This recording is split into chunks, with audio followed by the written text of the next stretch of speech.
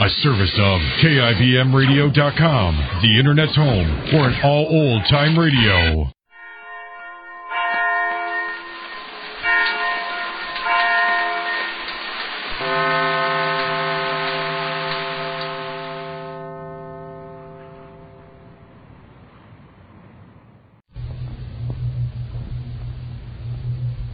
And now for our story.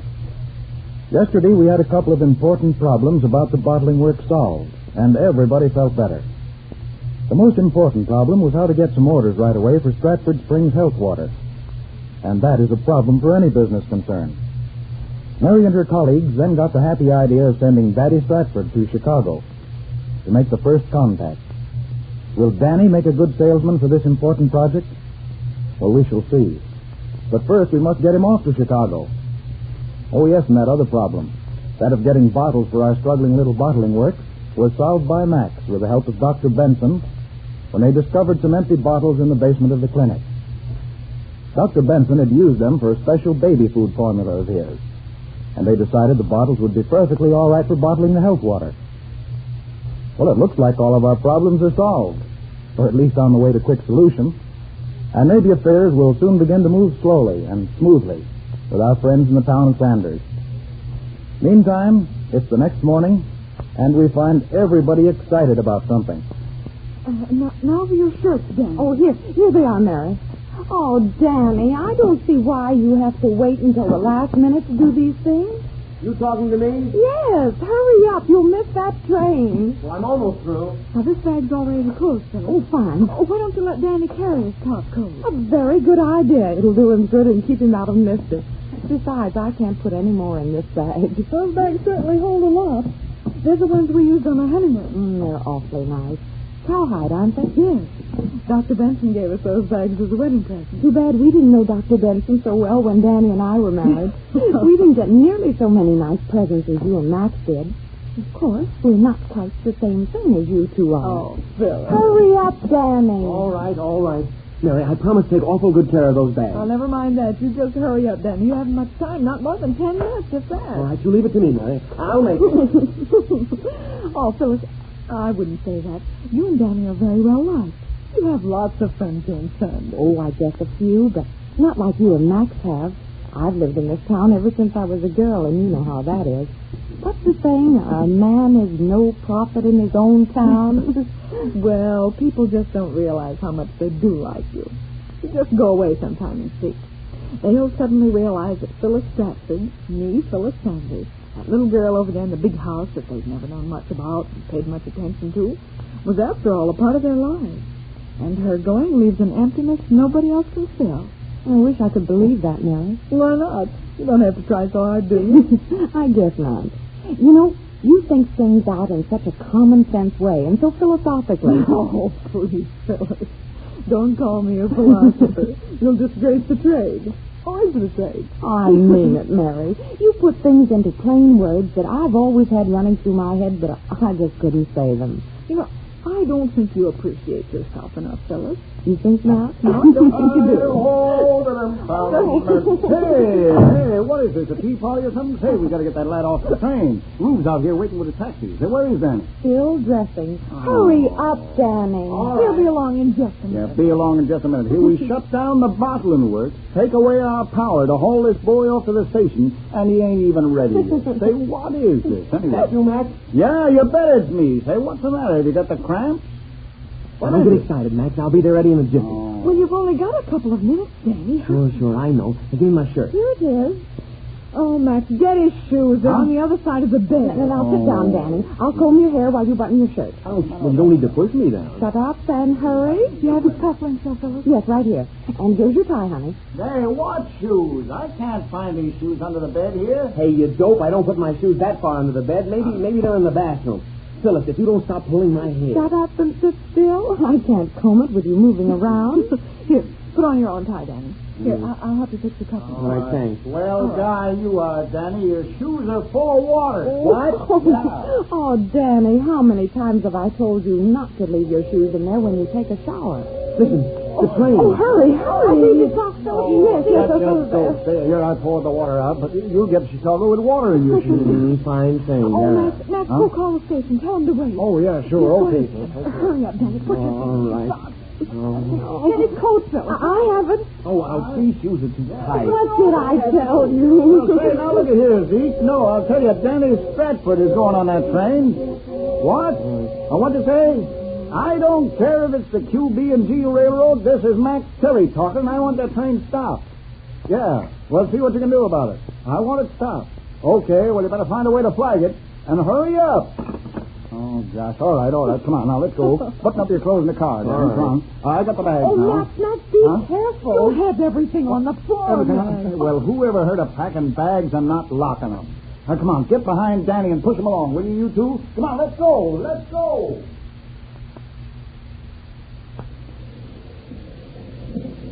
Oh, dear, he'll never make it. Oh, don't worry, I never missed a train yet. You haven't traveled on more than one twice, that's why. Oh, Max, did he say he'd hold the train? Oh, yeah, just as long as he can. You know, old Zeke ain't very strong anymore, and he can't hold out long. Oh! Oh, boy, this is the greatest day of my life. Oh, is it? Oh, and this is no time to brag, Danny Stratford. I'm not bragging, it's the truth. Well, a great deal of our success depends on Danny. Yeah. I think it's a great day in the lives of all of us. Say, I'll say, it's a great day for the, what's that, the Irish? No, that ain't right. Oh, Max, you just have to have a joke, don't you? Hey, I forgot something. Oh, Danny, we can't go back. Hey, we not only can't, but we won't go back. No, it's Daddy. I gotta tell him goodbye. Well, can't help it. You should have done that the first thing this morning. My daddy was down to Bottling Works early. Here, we'll go right in here. Here we are. Oh, fine. Here, take all the bags. Yeah, all right. I'll take them. Danny. I'm coming. Come on. All right. Hey, wait a minute, you Huntswood. Wait a minute. Oh, Daddy. Wait a minute. Oh, boy. They told me the train would be here for 15 minutes, so what a relief. We wouldn't rush ourselves to death. I gotta say goodbye to my Danny boy. Oh, gosh, Danny, I almost didn't make it. You ain't gonna leave without saying goodbye to your old gray-haired father, are you? Sure, Daddy. Look, I'm going to Chicago now, and I'm really going to show you up. Say, that makes me think of the time I was in Chicago. Back in, let's see, 1901. Oh, boy, was that a long time ago. Well, seriously, Daddy, I'm going to Chicago and work like I never worked before. I'm going to sell that spring water if I break a leg or spring a muscle or something doing it. Look, we're going to put the town of Sanders and the Stratford Springs on the map. And little Danny's going to do his part. There's yourself, Danny. That sounds like the old Stratford. Now, just keep in touch with us every day so we can rush them orders out as fast as they come in. Hey, I'll show you that the sales force of this here corporation can do more than the production force. To go. Jake does. Okay, Dad. And Mary. Gosh, you've been swell to me, Mrs. President, to pick me to head your sales force. I don't know what to say. Oh, Danny, I have confidence in you. That's why I picked you. Now, you go to Chicago and know that we all have faith in you. Oh, say, that's swell, Mary. And Max, you old bum, I say, have you got any old friends in Chicago you want me to look up? Well, listen, Danny, I got a couple of telephone numbers in case you get No telephone numbers, Max. Oh, I have none of that's that. Look, I was just kidding. I'm surprised at you. Phyllis, darling, please don't worry about me. Aren't you proud of me going to Chicago and everything? Look, I'm being the man I've always wanted to be. A man among men. Now I can go out and bring in the business and bring home the bacon, too. You get me? Oh, I know, Danny. I know, and I want you to go. We'll be so lonesome without you. I do love you, Danny. Terribly much. Thank you, lady. Oh, no, don't start to cry, darling. Come on, smile. Smile. That's it. Look, it's our great day. Someday you'll really be proud of your old man when he gets to be head of a big firm and known all over the country. Well, maybe this very firm with Mary as president. Who knows? I know, Danny. Oh, I do want it for you so much. You won't forget me in Chicago. Forget you? Say, Snookums, I'll be thinking of you every minute I'm not thinking of selling Stratford Springs water. And, Danny, you won't look at any of those pretty girls in Chicago? I should say not. Or say I won't even see them. Or when I see a pretty girl coming down the street, I won't see her face there at all. I'll see that funny little face of my own sweet, beautiful Phyllis back in Sanders. Oh, Danny. Now, what is it, darling? Did I say something wrong? No, Danny. I'm crying because I'm so happy. I gotta go, Phyllis. I'll write to what hotel I'm staying at. You write every day? Every day, darling. And kiss my little Marty for me. I will. Goodbye, darling. Bye, dear.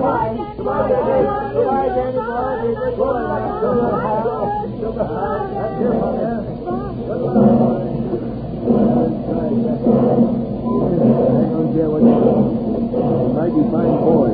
I'm proud he's my son. Oh, I do hope he makes good in Chicago. He's felt so grand ever since you gave him this chance, man. Oh, don't you worry about Danny. He'll know how to get around. And he'll be a credit to our firm. Well, Mary, if you decide to take that Hollywood offer, I guess we'll be seeing you off in a couple of days, huh?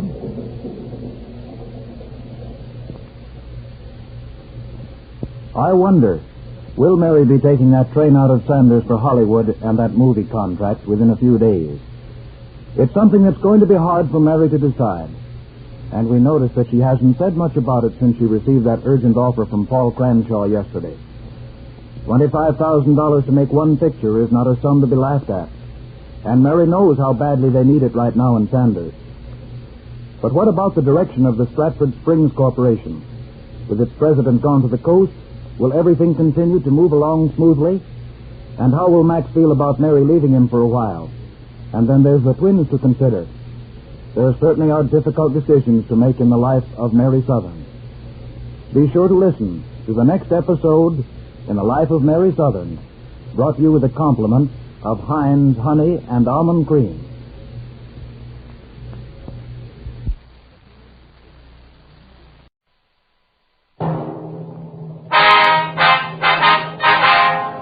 Sound off for Chesterfield. Chesterfield, the only cigarette in America to give you premium quality in both regular and king size, brings you Dragnet.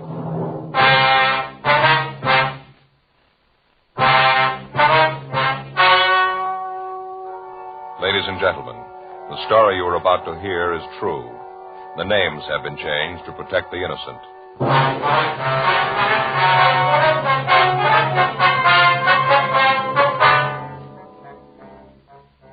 You're a detective sergeant.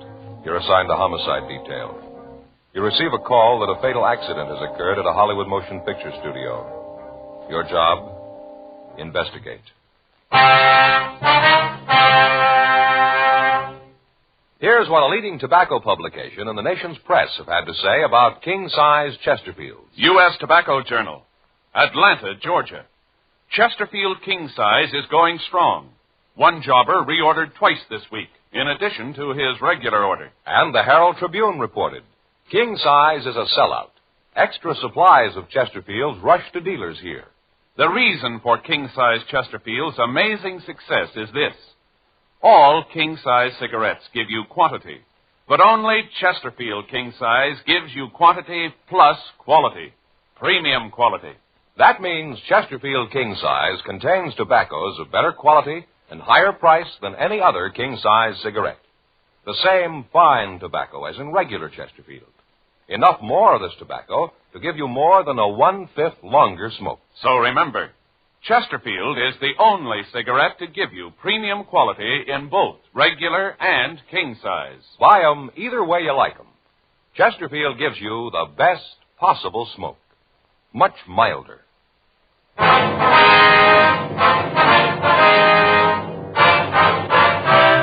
Dragnet, the documented drama of an actual crime. For the next 30 minutes, in cooperation with the Los Angeles Police Department, you will travel step by step on the side of the law through an actual case transcribed from official police files. From beginning to end, from crime to punishment, Dragnet is the story of your police force in action. It was Friday, August 5th. It was warm in Los Angeles. We were working the day watch out of homicide detail. My partner's Frank Smith. The boss is Captain Warman. My name's Friday. It was 2:25 p.m. when we got to the Winton Picture Studios. Stage 2. Better check the guard over there. Yeah. Yes, sir. Can I help you? Police officers, about the accident, where do we find Mr. Adams? Oh, yeah, I said look for you. Let's see, I saw him around here a minute ago. Oh, there he is, over there by that office set. See him, the one in the blue suit? One with the gray hair? Yeah, that's him. Thank you very much. I know. You can check with the office. If they can come up with an idea, I'll go for it. All I know is that we got to have this turkey finished. Yeah, something you want? Yes, you Gerald Adams? That's right. Police officers. ID card. Oh, yeah. Friday, huh? Yes, sir. It's my partner, Frank Smith. Yeah, how you doing? Hi. How much you know about this? Well, doctor down at Georgia Street told us that Henry Wilson had an accident. Is that right? Yeah, he was the director. At least he thought he was. I wonder if we could see where the accident happened. Yeah, sure. Over in stage 1, just across the way. Hold on a minute, will you?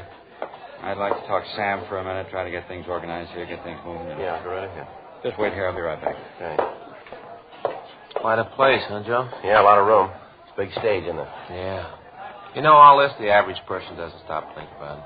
What's that? You know, a fellow lays out 85 cents to see a movie. Never thinks about all the people, all the equipment that goes into making it possible. Yeah. I'm sorry to keep you waiting. Terrible thing. We're 12 days behind schedule now. This will probably knock a couple more days off. The exec's going to scream like an eagle when he sees what this opus is costing. Here, right through the story. Right. One's right over there. Yes, sir. Wonder if you'd mind filling us in on this thing. Yeah, sure. What can I do to help? Well, if you can tell us how the body was found, who found it, how the accident occurred. Well, as near as I can figure, it must have happened about 12:10, 12:15. Crew had broken for lunch. Most of them were over at the commissary. I came down from the office and wanted to talk to Henry about tomorrow's schedule. Wanted to try to change some of the shots, make it more simple. He wasn't in the lunchroom, so I went ahead and had lunch. Uh-huh. About, I think it was about 12:40, Al Evans, the greenery man, came in and told me he'd found Henry's body. A lamp had fallen on him. Darn fool yelled it so loud that everybody in the place heard him. I see. Well, I came right over. First, it looked like Henry was dead. He'd lost a lot of blood. Felt his pulse. Found out he was still alive. That's when I had the ambulance called. Here we are. Go ahead, yeah? Thank you. Over here by the house set. Yeah. At the time those big doors were open, the green men were putting in the shrubbery here. After I found out about the accident, I had the doors closed so people wouldn't be roaming in and out. Are the doors usually left open? Usually are. When there's no shooting on the stage, when we're using it, they're closed. Mm-hmm. Now, right here's where he was found. You can see the lamp, but the sun arc must have hit him right about here. Poor guy. Yes, sir. Is that where the lamp fell from, up there? Yeah. Yeah, there you can see on the scaffolding where it was. Between the babies, there's space there. Who puts the lamps up there? Well, it's in the gaffer's department. He's in charge of them. Wonder if we could talk to him. Yeah, sure. He's over in 2. I'll call him. Thank you. Big lamp, huh? Yeah. Sure smashed up, isn't it? Gee, that thing must weigh a couple 100 pounds. Yeah, look up there. It's quite a drop. Figure it's about 40 feet up there. What do you think? Oh, yeah, that anyway. He's on his way over. What's your position here, Mr. Adams? I'm production supervisor, unit manager. A lot of names for it. I try to take care of the running of the company as far as this one picture is concerned, make out the budgets, work on the schedule, the director, things like that. Mm-hmm. Really hard to say just what my job is, so I do a little of everything. Yes, sir. You fellas from homicide? Yes, sir, that's right. Do you think that there's something wrong here? Maybe Henry's accident wasn't an accident or something? Well, it's just that in any death where there isn't a doctor in attendance at the time of death, we have to look into it. It's just routine. I thought for a minute you might think there was something fishy about this. That's all we need. Have murder on the set. Might as well fold up. Oh, hi, Jerry. You want to see me? Yeah, Dick, these officers like to ask you a couple of questions. Sure. This is Mr. Friday, Mr. Smith, Dick Patterson, our gaffer. How are you? Hi, Mr. Patterson. What do you want to know? Well, Mr. Adams here tells us that you were in charge of installing those lamps. Is that right? Yeah, that's right. Are you trying to say I had anything to do with causing Henry's death? Oh, no, sir. We didn't say that. Well, what are you saying? Well, we're just trying to get the facts straight. No need to get upset, now, Dick. Well, what are you talking about? These cops come in here try to make out I didn't put those lamps in right? That's not what they said. Well, don't you think I feel bad enough? Henry was a good friend of mine. We've been together a long time. I don't know how the lamp got loose. I wonder if we could look at its mounting. Sure. I've been wanting to get up there anyway to look at it myself. But Jerry here said not to touch anything till you guys got here. Okay. How do we get up there? There's a ladder back here at the rear of the stage. I can't understand it, Mr. Friday. I've been hanging lamps for a long time. It's going on 20 years. First time anything like this ever happened. Oh, here it is, just going up. Okay. Hey, watch your step. Yeah, you go ahead. Yeah. Okay. Yeah, we can get there down this way. They use these walks to hang the lights on, do they? Yeah, you got to be awfully careful, though. Watch your step. It's a long way down. Yeah. Once in a while, if you want a real high shot of the scene, we lift the camera up here. Mostly, though, it's used just for lights. Here it is. Now you can see there where the light was. Yes, sir. Oh, appreciate it if you didn't touch anything. You would just stand back there. Sure. Now, the base of the lamp went through this hole there, huh? Yeah, that's right. Yeah, look at the one over there, same way. Yeah. You have anything else securing the lights once they're tied down? No, sir. Once they're in place, the weight of the thing itself will hold it. Mm-hmm. In other words, you drill this hole and you place the lamp in the hole, and it could... It doesn't look like the wood is chipped, does it? No, these scaffolds are pretty new. This stage hasn't been up more than a year. Mm-hmm. Well, from what you can see, Mr. Patterson, can you figure out how the lamp might have fallen? How it could have broken loose? Well, I'll tell you, officer. Bob, that's my best boy. Bob and I were over here last night checking the lights on the set. Now, I didn't actually get up here myself, but Bob did. Now, he's a good boy. He's been around a long time, doesn't make mistakes like this. Mm-hmm. He secured this lamp himself, and I know it was right. Well, then, have you got any idea how it might have fallen? None at all. Matter of fact, I don't think it did. Sir? I don't think it did fall. I think it was dropped.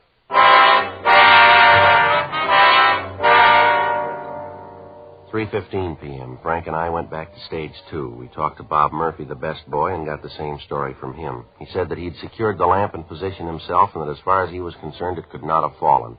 He agreed with Dick Patterson that the lamp must have been removed from its place and either dropped or was thrown at Wilson. At this point, there was the possibility that the death was not an accident.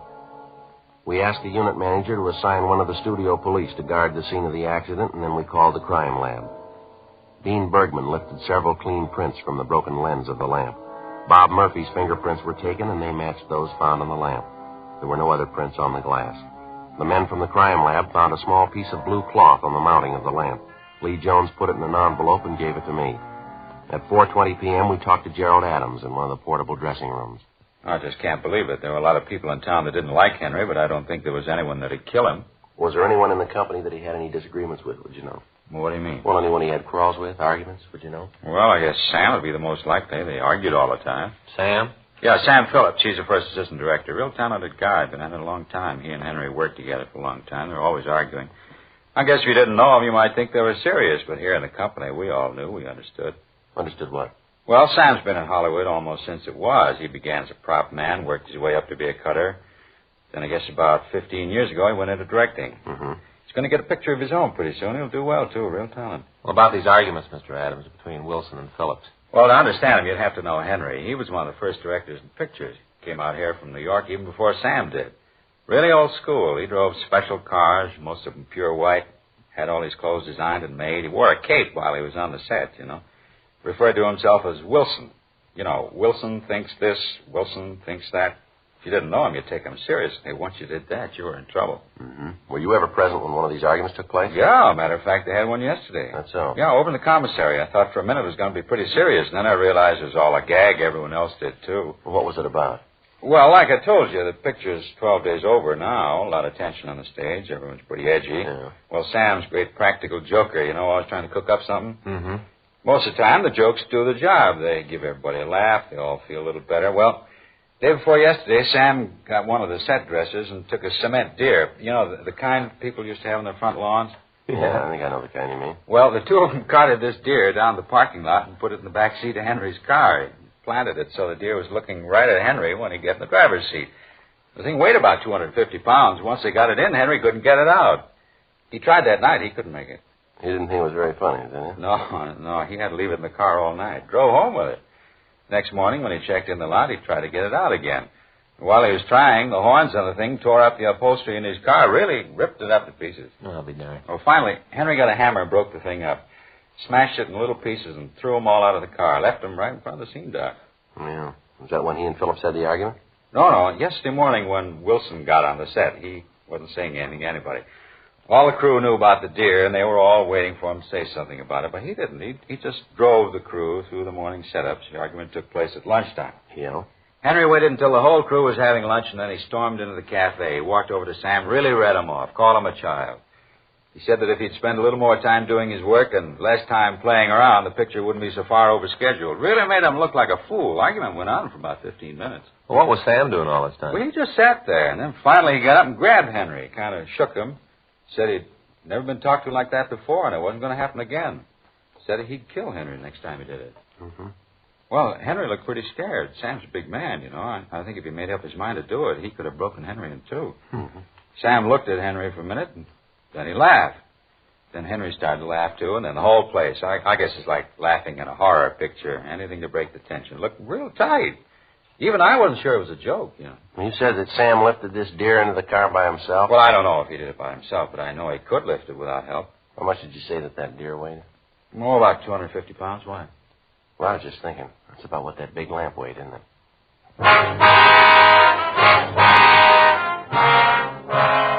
3:45 p.m. Frank called the office and had R&I run the names Sam Phillips and Henry Wilson. Sam Phillips had been arrested once for disturbing the peace. He'd gotten drunk in a nightclub out on Sunset Boulevard and gotten into a fight. The report said that it had taken both of the arresting officers to subdue him and take him into custody. There was no record on Henry Wilson. We continued to talk to the crew. Each one of them told us about the arguments between Phillips and Wilson, but most of the people we talked to didn't share Adam's idea that the arguments were just a joke. The script girl told us that on at least 3 occasions, members of the crew had to keep the men apart, and that Sam Phillips had said he'd kill Wilson. We asked each of them if they'd seen anyone enter or leave the stage at approximately the time of the accident. None of them had. They explained that Wilson had been trying to pick up time, and that as soon as they'd finished one shot, he was yelling at them to get ready for the next one. 4:22 p.m. We talked to Sam Phillips. Sure, we had some beefs. None of them were serious, though. Well, how about this fight you had in the commissary yesterday? You mean the thing about the deer? Yeah. Well, that didn't mean anything. Oh, I admit I was pretty sore for a minute, but right away I knew Henry wasn't serious. Even if he was, I guess I can understand it. Must have made him pretty sore to see his car ripped up. Did you lift that deer into Wilson's car by yourself? Yeah, I had one of the set dressers with me. He kind of steered the thing in. Sure looked kind of funny. Mm-hmm. You sure you weren't over on stage 1 today? Positive. You got any idea of how that light got loose and fell? No, I've been in the business a long time. That's the first time I've ever known a lamp to fall. They've been tipped over when on a floor stand, and I've seen them broken when the set is moved. I've never seen one drop like that. Do you have any idea how this could have happened then? Not the slightest. You're a first assistant, is that right? Yeah. How long you been in this job? Oh, I guess about 15 years now. I was a cutter for a while. Took a big cut in salary to go into directing. Figured it'd be a way to get a picture of my own. A lot of directors come from the cutting department. That's so? Yeah, they do. I didn't care much for it, though. I like to be on the set. See things happen. I like the activity. Mm-hmm. Did Wilson know that you wanted to be a director? Yeah, he said that if I stayed with him, he'd try to get the producers to give me a picture. Matter of fact, I kind of thought I might get this one. Is that right? Yeah. When I was in the pre-planning stages, they hadn't assigned a man to it yet, and Jerry and I both wanted it. Jerry? You mean Adams? Yeah, he wants to be a director, too. It's funny, I guess everyone wants to be a director. Jerry's been trying for a long time. I don't think he'll ever make it, though. Is that right? Yeah, he's too valuable as a unit manager. Yeah. Was Adams very upset when he didn't get this picture? No. I was pretty sore. I told Jerry about it. He just sat back and said that's the way things are and it doesn't pay to fight the front office. Mm-hmm. Did you say anything to Wilson about how you felt? Yeah, I told him. Said I thought it was real unfair. Said I thought he could have done something about it. Well, what did he say? He told me to be patient. My time would come. Do you know if there was anybody on the lot who might have wanted to kill Wilson? No. Oh, there might have been some people who didn't like him very much, but you run into that in almost every picture. You know, little jealousies. That right? Yeah. You really think he was killed, huh? Well, it could have been, yeah. Sure hard to believe. We've been making pictures about this for a long time. You know, murders. But now that it's right here, really on the set, it makes you feel that you can just check ahead in the script and find out who the killer is. Read about the ending. Kind of seems just like another picture. Yeah, I suppose so. Yeah, come in. Oh, I'm sorry. I didn't know you had somebody here with you. That's all right, Mr. Patterson. What is it? I wonder if I could talk to you? Sure. Well, it's kind of private. Well, if you're through with me, I'll get back to work. No, you just wait. I'll be right back. Here, we can step out of here. Okay. Now, what is it, Mr. Patterson? Well, I feel like a real idiot. I should have remembered it when you talked to me before. What's that, sir? Well, I remember just before the company broke for lunch, Sam gave me a note. Said I should give it to Wilson. Mm-hmm. Did you see what it was? No, it was folded up. Had Wilson's name on it. I didn't pay much attention to it. What, did you give it to him? Yeah, he read it, and then he said he had to leave the set for a few minutes. Said he'd be right back. He left the stage then? Yeah. Where was Sam at this time? Well, I don't know. You see, he gave me the note just outside the door to the stage. I was bringing in some more lights, and right after he handed it to me, he left. Uh-huh. Headed for stage 1.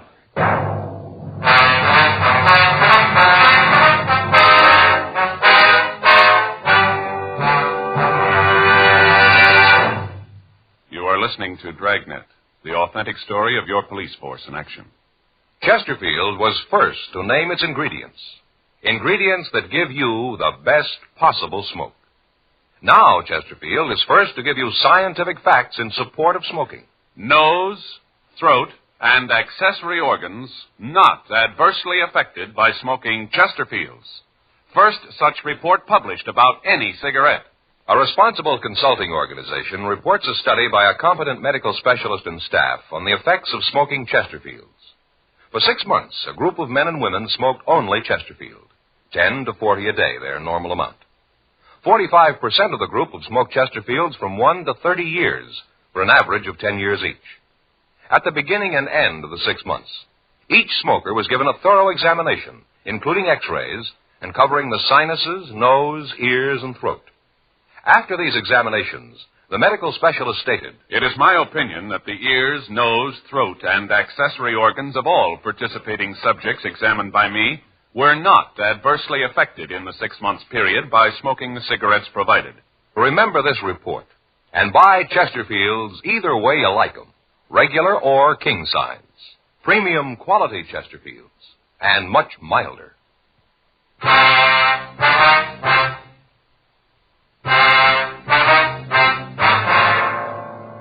We talked to Gerald Adams and had 2 of the studio police start a search for the note. Frank called Georgia Street Receiving Hospital and asked if the note had been found on the body of Henry Wilson. The doctor told us that he didn't know and that the dead man's personal effects had been turned over to the coroner. We called them and they told us that there was nothing of that description found. While the search for the missing note went on, we continued to talk to Sam Phillips. The whole idea is crazy. I told you I wasn't near stage 1 at all this morning. Well, how about the note? I don't remember any note. Well, the gaffer says you gave it to him. Told him to give it to Wilson. He's crazy. If I had a note for Wilson, I'd have given it to him myself. I'm with him all day. I've got no reason to have someone else deliver messages for me. Well, then you deny giving him the note, is that right? Well, certainly. All right, mister, we'll let you know just how you stand. We got a witness who says you were seen going to stage 1. A couple of minutes later, a man is killed on the same stage. You admit that you've had arguments with Wilson. Seems like you might have had a motive for killing him. I told you I didn't go near the place. Hey, wait a minute. Yeah? I know what's happened. What's that? Well, when Dick told you he saw me heading for stage 1, he probably saw me heading for the office. I have to pass near the stage to get there. Matter of fact, I even cut through it once in a while. Did you happen to cut through it today? No, at least I don't think so. That's pretty important that you remember. Well, I'm trying. Let's see. I know what you guys think. I don't know how to show you that you're wrong. Well, can you come up with an explanation for the note? Well, I'm trying to tell you I don't know. Yeah, that's what he's talking about. What? I did give Dick a note. Yeah. Told him to give it to Henry. What was in it? Well, I don't know. I didn't even read it. Well, then you didn't write it? No, I found it in my desk when I was up in the office this morning. I figured that someone had put it there thinking I'd see Henry and give it to him. What time did you find it? Let's see, I guess it was about 9 or so. Guess I put it in my pocket and then forgot all about it. And just before I went up to the office to tell him that we were breaking for lunch, I remembered it. I gave it to Dick and told him to hand it to Henry. That's what the note's all about. Right after that, I went upstairs. Mm-hmm. Do you always tell the office that you're broken for lunch? Yeah, most of the time I phone, but today I went up myself. I've been kind of expecting a letter from my family back east, and I thought it might be in, so I wanted to check the morning mail. Got any idea who might have put the note on your desk? No, I just found it, tucked away in the corner of the blotter. I really didn't look at it. I was in a hurry. Wanted to finish lunch so I could get back on the set. We have a lot of work to do this afternoon. Did you see Wilson after you left the stage? No, I looked for him at the commissary, but he didn't show up. And the greenery man came in and said that he had the accident. Uh-huh. You recognize the handwriting on that note? No, all I saw was the name, that it was for Henry. Come to think of it, though, I do kind of remember that it was familiar handwriting, thinking I'd seen it someplace before. You remember where? No, I wish I could. Have you found it yet? No. Wilson must have dropped it someplace here, though. It wasn't on his body. I wonder if you'd take a look at this. What's that? Well, the crime lab crew found this on the stage, caught on the lamp that killed Wilson. Looks like the material they make suits out of. Yeah, from inside the cuff. See? See the little zigzag mark where it's been cut? Mm-hmm.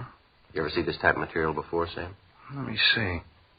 Looks like it came from a blue suit, huh? Mm-hmm. Good material. Sure not color. Yeah, I think I've seen a suit like this. I think I saw it this morning. Yeah? Oh, yeah, sure. Jerry Adams was wearing it.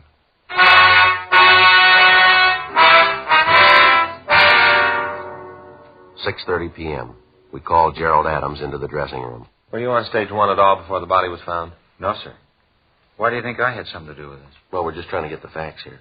Well, I want to help, but it seems to me that you'd spend your time a little better if you talked to Sam, the note and all. Still deny giving it to Henry? No, he says that he gave it to him. Well, then there you are. I guess that argument was a lot more serious than we thought, huh? That's a nice-looking suit you got on, Mr. Adams. New? Yeah, this is the first day I've worn it. Present from my wife. Pretty blue. I don't usually care for blue, like brown gray mostly. Wife's been trying to get me to wear blue, so she got this suit for me. Yeah, looks like it's made pretty well there. Yeah, it is. She had my tailors put it together. I didn't even go down for a fitting. Needs a few things done to it, like the shoulders pulled in a little. I don't much care for padding in the shoulders, Mm-hmm. You mind if I look at the cuffs? I've always had trouble with the cuffs on my suits. You can see here how they've worn. Must be in the way they're made. No, I don't think so. That looks like it came from your shoes rubbing against it. You mind if I look? No, here. Yeah, it sure is beautiful material. Yeah. She sure got good taste. Of course it should be. She paid $180 for it. Wow. You got a little tear here on the cuff. Inside. Have you noticed that? No. Let's see. Right there. Oh, yeah. How about that? I got to get that fixed. A little piece torn right out. Uh-huh. What did you do when you found Wilson's body? No, what do you mean? What were your movements? Well, it'll be kind of hard to explain. If you want to walk over there, I can show you. All right. Let's go. Company's broken. I told him wait up in the office. Figured you might want to talk to him some more. Fine. Here, I'll get the door. Sure a beautiful night, huh? Yeah, it is. Best time of the day in the valley. After the sun starts to go down, everybody's always kidding about the cool breeze that comes up, you know. Really does out here. I know the wife and I practically live out of doors during the summer months. Is that right? Yeah, we both love the valley. Right, here we are. Just the work lights on. You want me to get the others? No, there's enough light. Okay. Now, if you'd show us just what happened when you found the body. Well, I came in that door, the big one there. It was open. Was there anybody on the stage then? No, not right away. The greenery man came in right after me, and then Jack the guard from the other stage. Uh-huh. And like I said, the body was lying about here. And the lamp was there. You saw that when you were here. Yes, sir, we did. Did you go near the lamp, touch it in any way? No, I didn't. The only concern was Henry. That's all I thought about. I knelt down to feel Henry's pulse, and then I told Jack to go and phone the ambulance. Yeah? Then I had the doors closed. I waited until a locked policeman got here, and then I went back to the other stage. Mm-hmm. Our crime lab found a piece of cloth caught on that lamp. Matches the tear in the cuff of your suit. I can't understand how it could have gotten there. What if we could look through your pockets? Why? What's that going to prove? We just want to take a look. It won't hurt anything. Well, maybe it won't, but I don't see why you're asking me all these questions. Seems to me that Sam's your killer. Why don't you talk to him? Make him tell you why he did it. All right, come on. Let's see what you got in your pockets. Take everything out and put it on the table. All right. There's my wallet. Well, you better take the money out of it. Okay. Now, let me see the wallet. All right, here. Just a second, Mr. Adams. What'd you drop over there? Right there. Hmm? Looks like the note we've been looking for, Joe. What's it say? Wilson, I have to see you. Something's come up. Meet me on 1 when you break for lunch. It's private. Signed, Jerry. How about this, Adams? Oh, I don't know anything about it. Well, maybe we better talk downtown. Nice with you. Watch him, Joe. He's going up that ladder. All right, give it up, Adams. There's no place to go up there. Stay away from me. Come on, Adams, give it up. It's not coming down. Only can't stay up there long. Why don't you shoot me? I'm not going to do what you say. Go ahead and shoot me. What for? You're not going anyplace. How about it, Adams? Why'd you do it? He had it coming. Always like stepping on people. This picture was mine. They told me it was. And he took it away from me just because he wanted to be a big man. This was my picture. He took it. All right, come on down. I'm going to stay up here. You suit yourself. We got lots of time, Adams. Can't you just go away and leave me alone? You know better than that. You killed a man. Now, come on. You either come down or we'll come up. What do you think, Joe? Yeah, give him a minute. He wants to be a director. Yeah. Let him figure out the ending.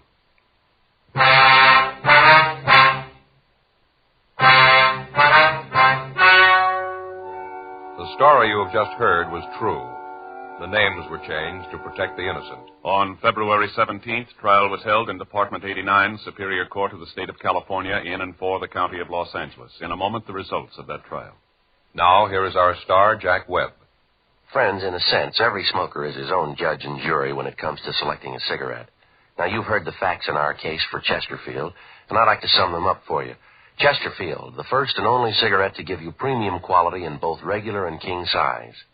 Chesterfield, the first and only cigarette to name all its ingredients. And now, Chesterfield gives you scientific facts in support of smoking. You heard the report read earlier. Nose, throat, and accessory organs not adversely affected by smoking Chesterfields. First such report ever published about any cigarette. Consider these facts carefully. I'm sure you'll want to change to Chesterfields. Regular or king size, Chesterfield gives you the best possible smoke. And much milder.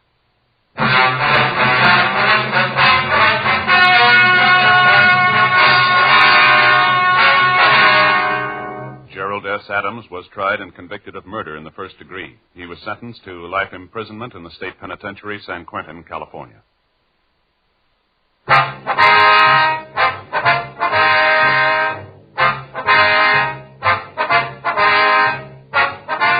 You have just heard Dragnet, a series of authentic cases from official files. Technical advice comes from the Office of Chief of Police W.H. Parker, Los Angeles Police Department. Technical advisors, Captain Jack Donahoe, Sergeant Marty Wynn, Sergeant Vance Brasher. Heard tonight were Ben Alexander, Whit Connor, Jack Crucian. Script by John Robinson. Music by Walter Schumann. Hal Gibney speaking. Sound off for Chesterfields. Either way you like them, regular or king size, Chesterfield gives you the best possible smoke. Much milder Chesterfield. Chesterfield has brought you Dragnet, transcribed from Los Angeles.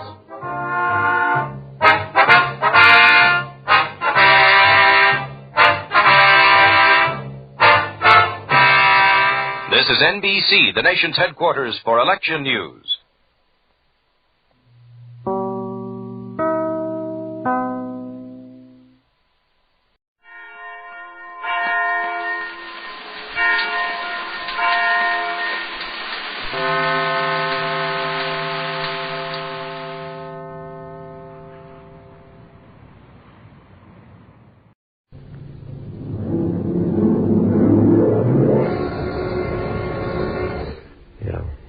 Madero, Pier 23. You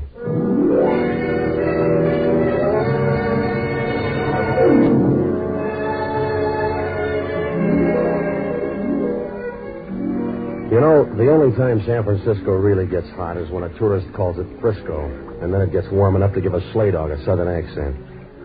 Down around the waterfront, they don't care so much. And for $1, you can insult anybody but Joe DiMaggio. The piers stretch out like a big yawn from south of the ferry building clear to the China docks. You're pushed over on one side so you won't notice, about the same spot you'll find dust in a bride's parlor. You find Pier 23. From there, it's a short skip to Johnny Madero's boat shop. My place.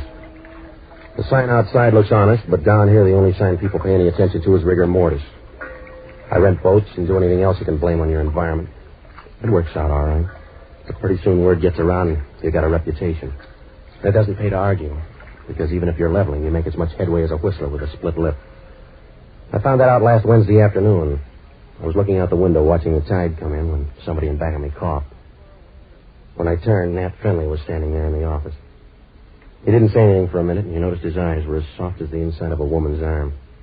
They had one of those faraway looks you couldn't follow with a road map. And then I saw the rest of him. He wasn't flabby, but he was on the way. And you got the idea he was an ex-fighter who settled down with a restaurant.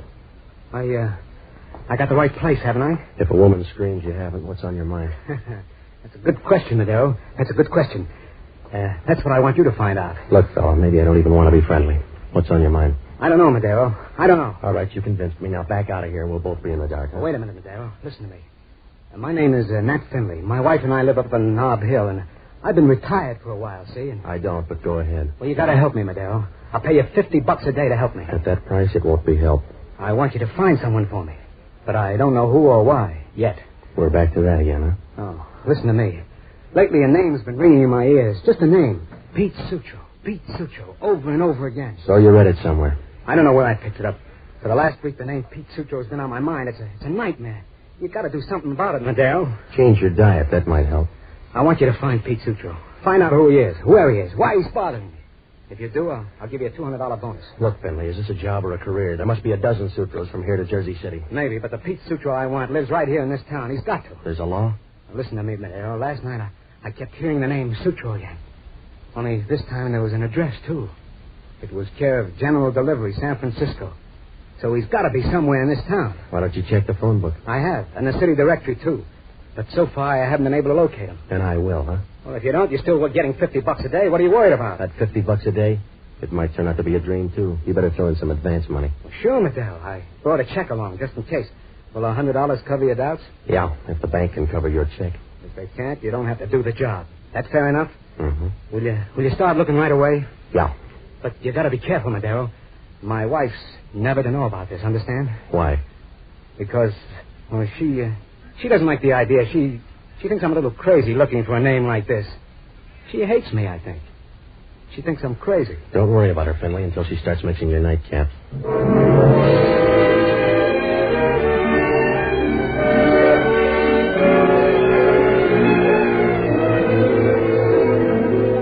For $50 a day, I'll chase anybody's dream. Because with that kind of dough, you're rich enough to run down a couple of your own. When Finley left, I called the bank and found out his check had solid backing. So I went down to Lofty's and I put out some feelers on Pete Sutro. It didn't take long before one of the boys came up with a lead. A couple of other people were looking for Sutro, too. One was a guy named Marty Kane. The other was a torch singer named Evelyn Day. The word was that Sutro and Evelyn used to trade mash notes in Detroit. Well, I phoned the Jade Club where Evelyn was working, but she wasn't due for an hour, so I decided to give Marty Kane the first try. He was living in a motel out in the marina, so I went out. There was a sign outside that said modern cabins, but you knew Abe Lincoln did better in Illinois. The cabins were the size of an upper berth with enough holes to start a punch board. I didn't leave much privacy. You had more chance of keeping a secret from Matt or Harry. I asked the manager where Kane's place was, and he pointed to the end cabin. I went over and knocked on the door. Kane opened it and glared. His eyes were the color of Saturday night on a week-old jag, and he was so chunky you figured he'd be harder to move than an icebox through a basement window. Who are you? My name's Madero, Johnny Madero. Don't rhyme with anything. What are you looking for? A guy named Pete Sutro. I hear you got the same idea. So you got ears. I'll invite you in. I can't turn you down. Yeah, that's what everybody says about this gun. Now sit down. You get me nervous. Put away the gun and we'll both be calm, huh? After you tell me what you know about Sutro. I'm tracking down a dream. Yours? A client's. You sound anxious. What's your pitch? A wild one. Just say he owes me some dough and I need it bad now. You got the muscles. Take in laundry. I'll put you through the ringer first. I want to lead on Sutro. Yeah, we both do, but I'm not going down on my knees. Get up, Madero. I don't want to make a liar out of you again. You're tough, Kane. I'll bet you got your dander scared stiff. Yeah, and I'll start on yours now. What's Sutro to you? $50 a day. A guy named Nat Finley hired me to track him down. Does that make you happy? No, just ambitious. Who's Nat Finley? He came in and paid me to find Sutro. He said the name was giving him nightmares. Sounds like a bedtime story, Madero. Well, if you don't like it, jazz it up. It's the truth. I read the wrong papers. Give me another version. All right, if you don't believe me, Kane, make up your own. Here's Finley's check. Can you read? If you'll help me with the big words. Give it here. Nat Finley. Yeah, Nat Finley. You weren't lying. Looks like a good check. I'll take a chance. I'll cash it for you. It's giving you ideas, huh? Yeah, and the first one's about you. Well, here's your dough, Madero. Now get out. Get out quick. Oh, you're too good to me, Kane. Suppose the check bounces. It won't, Madero, because I ain't going to cash it.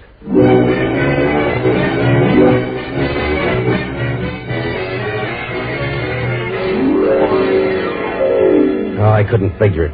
Kane looked at the check and smiled like a guy who just learned all about the atom bomb. I walked out. The only thing I knew for sure was the demand for Pete Sutro was big enough to start a business boom. I headed back to my apartment to see how much lip I could bring down with an ice bag and a little pressure. When I got there, the door was open and the light was on. Inside, things looked even brighter. The brunette was draped over the couch like she paid the first installment on it. She was about 25, with a pair of legs that would have made a silkworm turn over and write a fan letter. She wore a tan business suit, and the way it was rumpled up, you knew office hours were over. When she saw me, she began to vibrate like an alarm clock at 6 a.m. Good evening. I won't argue, but you got the wrong room. Will I regret it? I don't know you that well. You'll catch up with the crowd. My name is Sheila. I'm Nat Finley's wife. You should be somebody's wife. It cuts down on the risk. I want to talk to you. Go ahead. I'll try not to stare. Let's have a drink first, Mr. Madero. Maybe it will cloud your vision. Yeah, and the issue, too, huh? You serve strong stuff, Mr. Madero. Soda? I'm all charged up now, lady. What's on your mind? I have a problem. Maybe you can help me. Maybe it's too late. I'm listening. It's about my husband, Nat. He tries, but he can't hide much from me. Now that you have the same trouble. Look, lady, you're working too hard for a sale. If you got a point, make it. All right, Mr. Madero, we'll skip the intermission. My husband saw you tonight and sold you a wild story. Yeah, but it paid off. So far, I'm not complaining. But I am. I want you to drop the whole silly job Nat gave you. You're not building a case. $50 a day buys a lot of hangover, lady. You don't understand, Mr. Madero. My husband is a sick man. Yeah, I know. He can't sleep at night. He has a large imagination, and it's been getting worse lately. He dreams up things. Sometimes I think he's a little crazy. Maybe it's a hobby. He can afford it. There are some things even he can't afford. Yeah. Like finding Pete Sutro. That's right, Mr. Madero. There is no such man. A guy named Marty Kane will give you odds. Who did you say? Marty Kane. He cashed in your husband's check. You know him? No. No, I never heard of him. You don't sound so sure. Marty was talking about Sutro. All right, Mr. Madero, I'm talking about something else now. Money. So far, you're whispering. Shouting, Mr. Madero. $500 worth. I'll give you $500 to drop the job and forget everything. All right, baby. You twisted my arm. You won't let me down, Mr. Madero. Will you? If I do, it'll be nice and easy.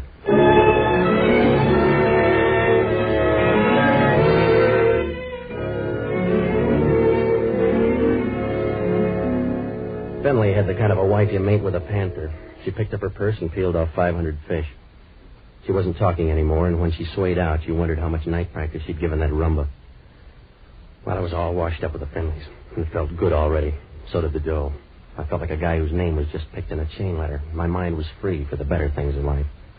So I called up a girl out on Van Ness and told her to meet me at the Regent Bowling Alley. I got there before she did, so I started warming up the alley. A few minutes later, it got a lot warmer because Inspector Warcheck of San Francisco Homicide began spoiling my game. Hello, Madero. It was a nice strike. You're in the wrong kind of alley, Warcheck. What do you want? Some pointers? You got time? No. I can see how you hold a bowling ball. Now show me how you hold a gun, huh? All right, Warcheck. What's on your mind? I was on Marty Kane's. A guy named Pete Sutro. He owed Kane some money. And you paid off? I paid him a visit. We had something in common. And you must have bored him to death. Kane couldn't quite stand a couple of slugs in his forehead, so he quit. Well, what do you want me to do, Warcheck? Break the news to his wife? No. Just tell me about the argument you had. It was a monologue. Kane wanted to know where Sutro was hiding. I only knew one answer, so he did all the talking. Oh, you should have said please. It's not polite to interrupt a guy with a gun. Look, Warcheck, what makes me the blue plate special? The motel manager, he said you go into Kane's room, and then he heard a struggle, and then later on he heard a shot. Did he hear who won the fourth? Listen, copper, a guy named Nat Finley hired me to find out who Pete Sutro was. The name was playing tag in his brain all week, and he wanted to know why. Yeah, does that sound like a story? Check with Finley. He's the guy who made it up. What if he lets you down? And work on his wife. She's not bad looking, and she paid me to drop Finley's account. I'll check both your alibis, Madero. In the meantime, I want to line you up. While you're making the rounds, look up a gal named Evelyn Day. She knew Sutro, too. Go ahead. Run the police force. Tell me what to ask her. Forget it, Warcheck. You're not the type.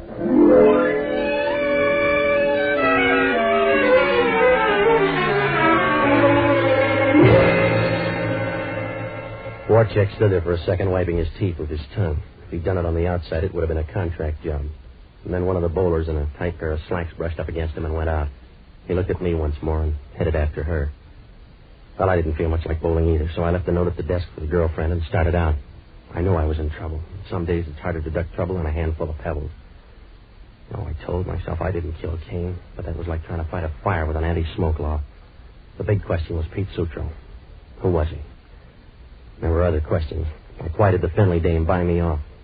And why did her husband want Sutro in the first place? Well, there were no answers, and I felt about as safe as an alligator walking through a handbag factory, so I looked up the only good guy I know, a waterfront priest named Father Leahy. I found him in his room flipping through a couple of raffle books. Hello, Johnny. You're just in time to buy a ticket. The boys' club is raffling off an electric toaster. I'm already a little burned, Father. I'm in a spot, Johnny. The boys gave me a quota to fill. I got stuck at a banker's luncheon all afternoon. You know what they're like on risk. Yeah. I've got to sell some tickets. All right, I'll buy a couple, but I need your help. I'm in trouble. You'd better buy 5. At a time like this, both of us can afford to be generous. What kind of trouble? This won't take long, Father. You always say that, but it adds up. You don't realize it, but I lose whole weekends that way. Will you please listen, Father? Warcheck wants to pin me down on a murder. He's got the weight. Who's dead? A guy named Marty Kane. I saw him a couple of hours ago, and he was still alive when I left. Can you prove it? Well, that's going to be tough. The clerk at the motel saw me go into Kane's room just before he got tumbled. So far, you don't have a way out. Why not plead insanity? I would, but I'm afraid of the competition. What do you mean? A muddled-up guy named Nat Finley hired me to chase down the name Pete Sutro. He claimed the name was haunting him. I know how he feels. Johnny, I don't think the bishop likes me either. My only lead was Marty Kane. He seemed to want Sutro worse than I did. Sutro is certainly popular for a dream. Do you think he'll ever materialize? I don't know, but I don't think Marty Kane was killed over a dream. If he was, it must have been quite a nightmare. Did you look up your client again? I didn't have the time. His wife paid me to drop the whole job. She said Finley was a harmless duck with a pail full of wild ideas. Does the husband feel the same way about his wife? Do you want gossip, Father, or do you want to help me? That's an unfair question, Johnny. Either way, I'm embarrassed. Please, Father. Will you check up on a few people for me? Yes. Look up Keene's friends, and if you run out of those, try his enemies. Find out who might have had an urge to kill him, will you? It's a tall order, Johnny. There may be a lot of people involved. I can use them all, Father. I know. But can they all use an electric toaster?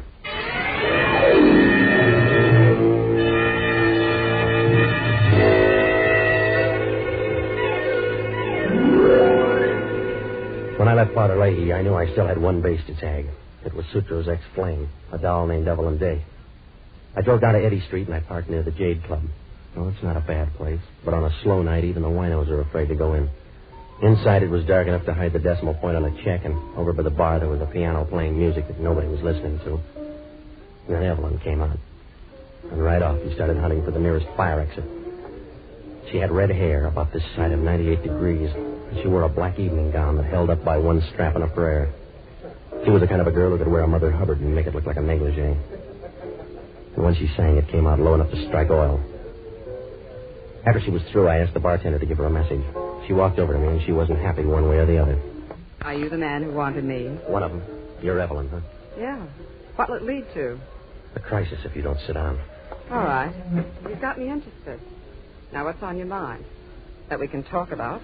My name's Madero. Now, let's start with a friend named Pete Sutro. Let's continue. What do you want to know about him? Where is he? Are you a cop, or will you pay for the right answer? I need too many of them, baby. I'm way out ahead in a murder derby, and I'll pitch homicide anybody I can get. What do you want Sutro for? I think he shot Marty Kane. Someone should have. But you're betting on the wrong horse. You're prejudiced. Sutro was your boyfriend. That's right. He was my boyfriend. But I haven't seen him lately. All right, then. What was the last thing you did with him? I'll read my diary to you someday. Now, look, baby, you got a choice. I'm going to rough you up or let the pros do it. Let go of my arm, Madero. Or I'll call a bouncer. Call Sutro. Now, start talking before I bruise you up good. Slow down, Madero. You're out of my weight class. Yeah. I'll tell you what you want to know. Should I take notes, or is this going to be quick? I don't know. Depends on how sentimental I get. That's all right. I got a handkerchief. Okay, I'll tell you. I used to be Pete Sutro's girl in Detroit. Then one day he skipped out and left me hanging on the vine. Don't worry, baby. You haven't withered yet. I started looking for him, and so did Kane. Why Kane? He and Pete had a deal together. Pete ran out with all the dough. Your boy should have run for Congress. He's got a nice record. What kind of a deal did he have with Kane? I don't remember. All of a sudden, huh? I'm shy when it comes to strangers. Let's just end it by saying Pete disappeared. Let's say you're dummying up. I love Pete, and I wouldn't want anything to happen to him. Do you carry a picture with that torch, baby? Sure. Want to see? Here's a snapshot of Pete in my locket. Do you know him? Not this season, no. I want him back. He was a good guy. Yeah, your boy worked up a lot of people. He made number one nightmare for a guy named Nat Finley. I heard. And I want to see Finley, too. You saw me, miss. But I want to talk to Madero. Hello, Finley. I got to see you alone, Madero. And I got to see you now. You lost your option. I'm freelancing again. Well, you can't walk out on me. This is going to hurt, fella. Your wife paid me to drop the job. That's what I got to talk to you about, Madero. I think she wants to drop me, too.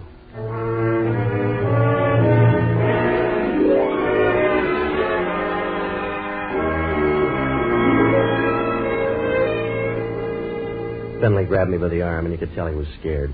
His jaw was shut tighter than a wall safe, and his Adam's apple rode up and down like a yo-yo. Evelyn wanted to compare notes with him on Sutro, but right now Finley was as friendly as a no-limit poker game. He hustled me out of the Jade and into a waiting cab. He wouldn't say anything because of the driver, so he sat in one corner, rubbing his hands and looking straight ahead. When we got to the office, Finley paid the bill, and we went up the ramp. Inside, he had a little trouble getting started, like a big family leaving on a picnic. And then he got his voice. I'm in a bad spot, Madero. I need help. Have you tried classified? I'm trying you. I tell you, my wife's out to get me. She keeps telling me I'm crazy. She's trying to talk me into it. A lot of wives feel that way, Finley. She'll get over it. Yeah? Well, I, Madero. She's trying to send me to an asylum. She and Sutro. You got enough worries to start a peace conference. What brings Sutro back into the headlines? I found a letter in Sheila's purse. Kane wanted $10,000 from Sheila to keep quiet about Sutro. All right, quit crowding me with ghosts. So your wife had a past. And she and Sutro have a future unless you help me. I tell you, Sutro's behind the whole thing. He and my wife must know each other, and they're trying to get rid of me. You're getting a complex, Finley. Slow down. Well, you got to help me. Well, who's going to help me? I got a murder rap to beat. Oh, but I'll clear you, Madero. I'll clear you if you help me now. You couldn't clear your own throat in an empty tunnel. What makes you 8 feet tall? This gun in my hand. Well, stop pointing it, fella. You're too nervous to aim. Well, you don't understand, Madero. I'm not pointing it at you. I'm giving it to you. This is the gun that killed Kane. You were there when it happened? No, but either my wife or Sutro was. When did you dream that up? An hour ago. I found it in my wife's closet. 2 slugs are missing, and I got a feeling it killed Kane. Send it to homicide. They'll let you know who did it by return mail. I can't, Madero. I can't just yet. I don't know whether Sheila or Sutro did it. I got a feeling inside. You've got to find Sutro or he'll end up killing me yet. That's a prediction? Wait a minute. Someone's coming down the hall. Hide the gun, Madero. They're after me now. Yeah. They got the light fuse. Play low. They're aiming for something bigger. What are you going to do, Madero? Just waiting for something to happen. Madero. Madero. I guess it happened.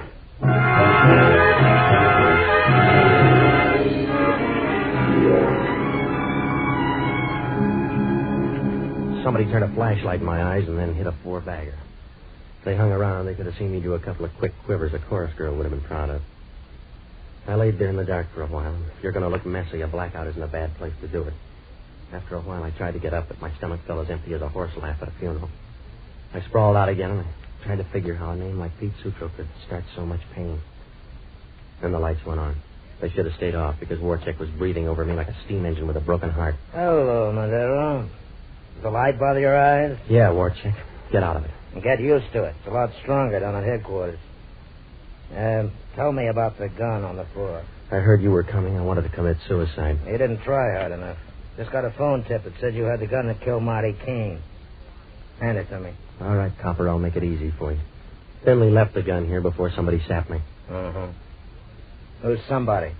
Don't any of your friends have names? Sure. Check with Finley. He was here when it happened. It was dark, Madero. How did he see? With an electric eye? I don't know. Maybe he smelled his wife's perfume. Look her up, too. She's that interesting, huh? Kane used to think so. What do you mean? It was blackmailing her. Look, Madero, a grocery list is blackmail to you. What put you on the inside? Finley found a letter in her purse. Kane wanted $10,000 to keep quiet about Sutro. Finley told you all about it, huh? He can't keep a family secret. And the wife tumbled Kane to keep him quiet. Is that the idea? Well, this is your good day, Warchek. Find Sutro now, and you've licked the whole thing. No, you find him, Madero, and we'll give you a reward. You're too generous. What's the pitch? Sutro's wanted for a payroll robbery in Detroit. He's been out of sight for a year now. He hasn't been out of mind, though. Finley thinks his wife is carrying on a sideline with him. Look, Madero, I talked to your boy, Finley. He's got enough dreams to start a mattress factory. I don't believe him. I don't believe you. You don't believe the world is round. Take stock, Warchek, and start learning. Yeah, I will. Let's see how much the fingerprints on this gun teach me. You've got a story? I'll stay after school. You'll still wear the dunce cap. That's all right, Madero. There'll be a badge on it.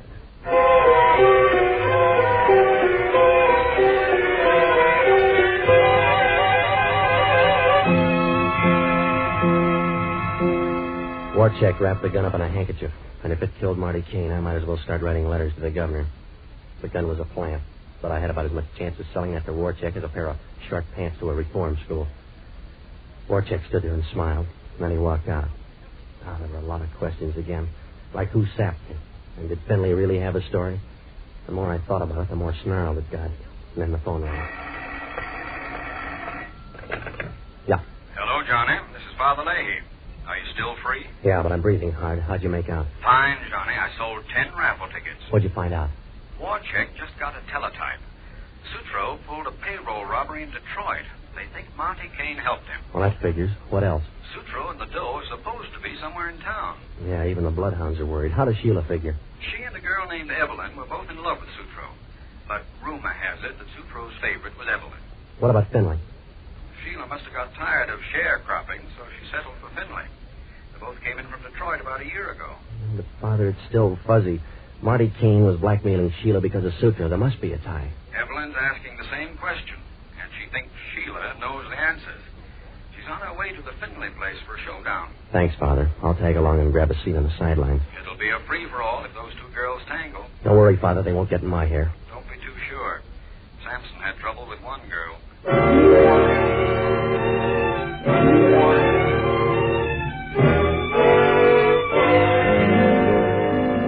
When Father Leahy hung up, all the pieces began to fall into place.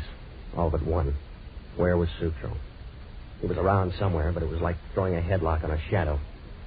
I grabbed a cab out to the Stafford Arms, and when I got there, the doorman looked at me as if I'd just blown up an orphan. I took the elevator and got off on the 6th floor. And then I leaned on the doorbell, and Sheila answered. She was wearing a pair of rose-colored lounging pajamas, and I've seen baked potatoes with lucid jackets. She must have been surprised, but she didn't blink an eyelash. Are you pausing or opposing, Mr. Madero? I'm looking for trapdoors. Oh, well, if you're going to look that way, come inside. Yeah. Now bring that gleam in your eye over to the fireplace. They'll warm it up a little. It won't look good in company.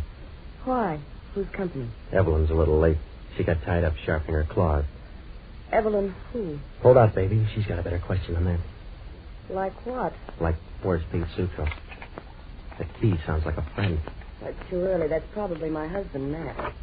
Oh, hello, Madero. I'm glad you're here. Somebody's been following me. Oh, you're dreaming again, darling. You see? What did I tell you? It wasn't a dream. That must be her. Hello, Sheila. Remember me? You must have the wrong place, lady. That's the right idea.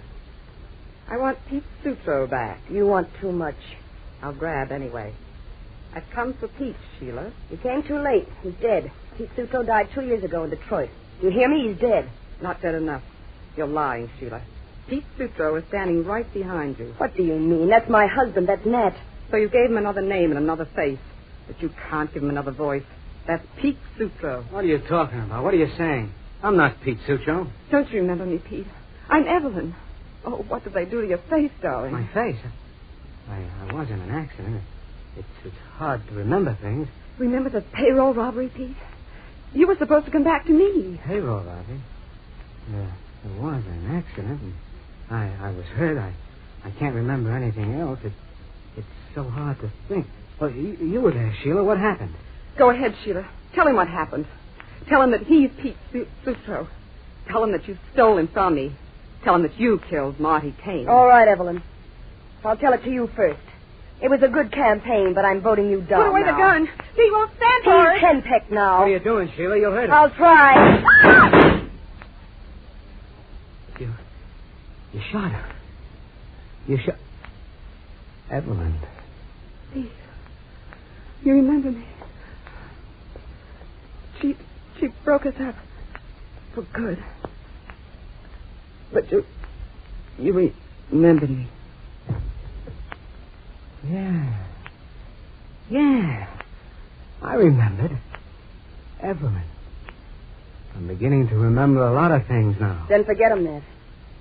Just you and me now. We're married. You are. You married a guy named Nat Finley. Stay away from me, Nat. Nat. Try Pete. See how it sounds. Give me the gun, baby. Let go. You killed Evelyn. Let go. You didn't need her. Not anymore. I got the gun now. No, please, Nat. Please. Tell me it's a dream, baby. Tell me I'm crazy. You are, Nat. You are. Get out of my way. I'm getting out of here. You're not quick enough.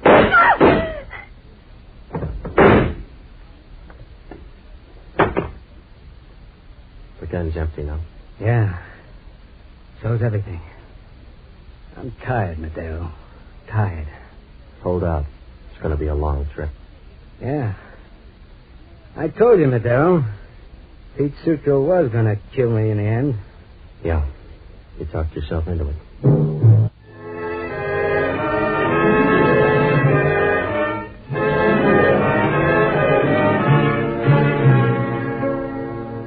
Warcheck got the whole story the next morning. Seems that Sutro and Kane were in a big robbery in Detroit. The plan was for Sutro to carry all the dough and meet Kane and Evelyn at their hideout. But Sutro got smashed up in an auto accident and never made it. Sutro's face had to be remodeled, and when he lost his memory, Sheila made her pitch. She promoted a wedding and cut herself in on half the stolen cash. Changed his name to Nat Finley and brought him out to San Francisco. Kane and Evelyn got wind that Sutro had taken off to the coast, so they followed. They couldn't find him, and for a year, Sheila and Sutro got along without a hitch. And then Sutro began hearing his real name in his own mind, and before Sheila could do anything, I'd already shown her husband's check to Kane. He recognized Sutro's handwriting right away, and so he started to blackmail Sheila. He didn't make any yardage because Sheila stopped him with a .38. And then she tried to convince her husband that he was crazy. Evelyn won in the last round when she recognized Sutro's voice at the Jade. Turned out that Sutro had been chasing himself until he caught himself. Well, Warcheck asked only one question. How can a guy forget his own name? I don't know. A lot of hotels would like to know that, too.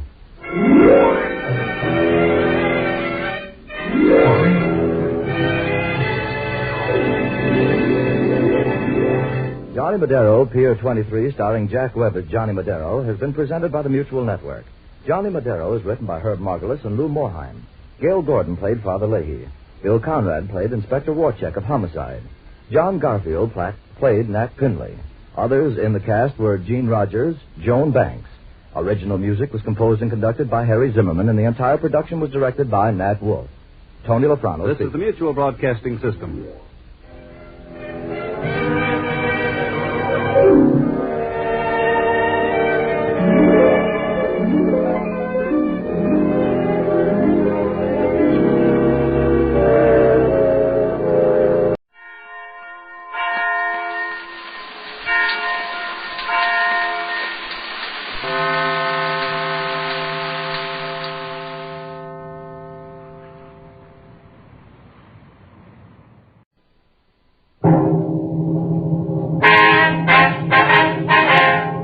Sound off for Chesterfield.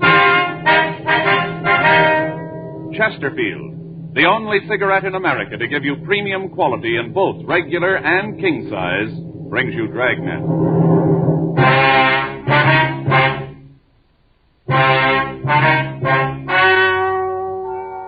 Ladies and gentlemen, the story you are about to hear is true. The names have been changed to protect the innocent.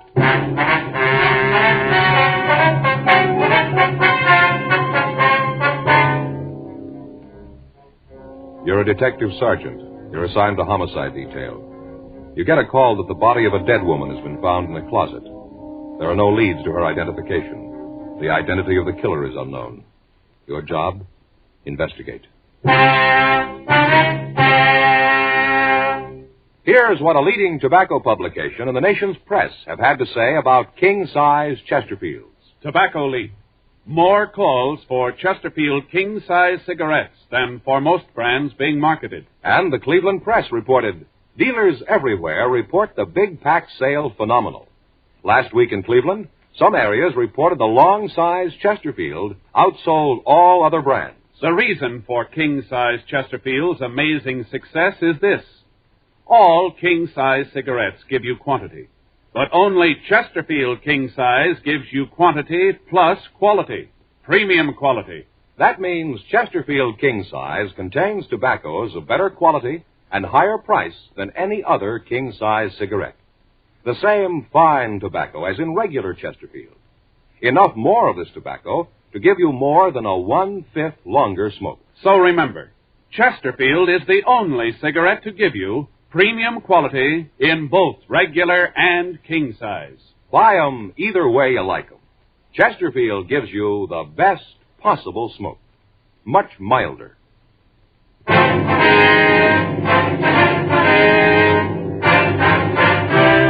Dragnet, the documented drama of an actual crime. For the next 30 minutes, in cooperation with the Los Angeles Police Department, you will travel step by step on the side of the law through an actual case transcribed from official police files. From beginning to end, from crime to punishment, Dragnet is the story of your police force in action.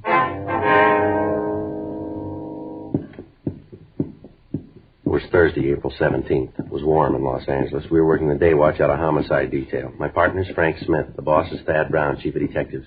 My name's Friday. It was 11:36 a.m. when we got to the Greenleaf Apartment Hotel. Apartment 406. Yes? Police officer's name? Oh, yes, come in. Thank you. This is my partner, Frank Smith. My name's Friday. How'd you do? How do you do, man? I'm Lorraine Holden. I'm the one who called you. Terrible thing, just terrible. Yes, Miss Holden. If you just tell us what happened, if you could. Well, Georgia, she's a maid. Well, Georgia was cleaning up in here. She finished the apartment, and then she thought she'd check the coat closet right here. Mm-hmm. She opened the door, and there she was on the floor. Ma'am? Dead woman. You can see for yourself. She's right there on the floor. Just terrible. Where's this Georgia now, Mrs. Holden? She's downstairs in my place. She's pretty broken up. Must have been a terrible shock to her. She let out a scream that must have had half the neighborhood on edge. I live down on the second floor in the rear. I thought at first that something had happened to Georgia. Oh, that girl's got a powerful set of lungs. Yes, ma'am. Who rented this apartment from you? I knew you'd ask that. I've got the receipt book right here on my apron. Just a minute. Uh-huh. Put a pencil on the page. Let's see. Yes, there it is. Raymond Bartley. That's what he said. Bartley. You know where this Bartley is now? No, I don't. And that's another weird one. You know what I mean. Ma'am.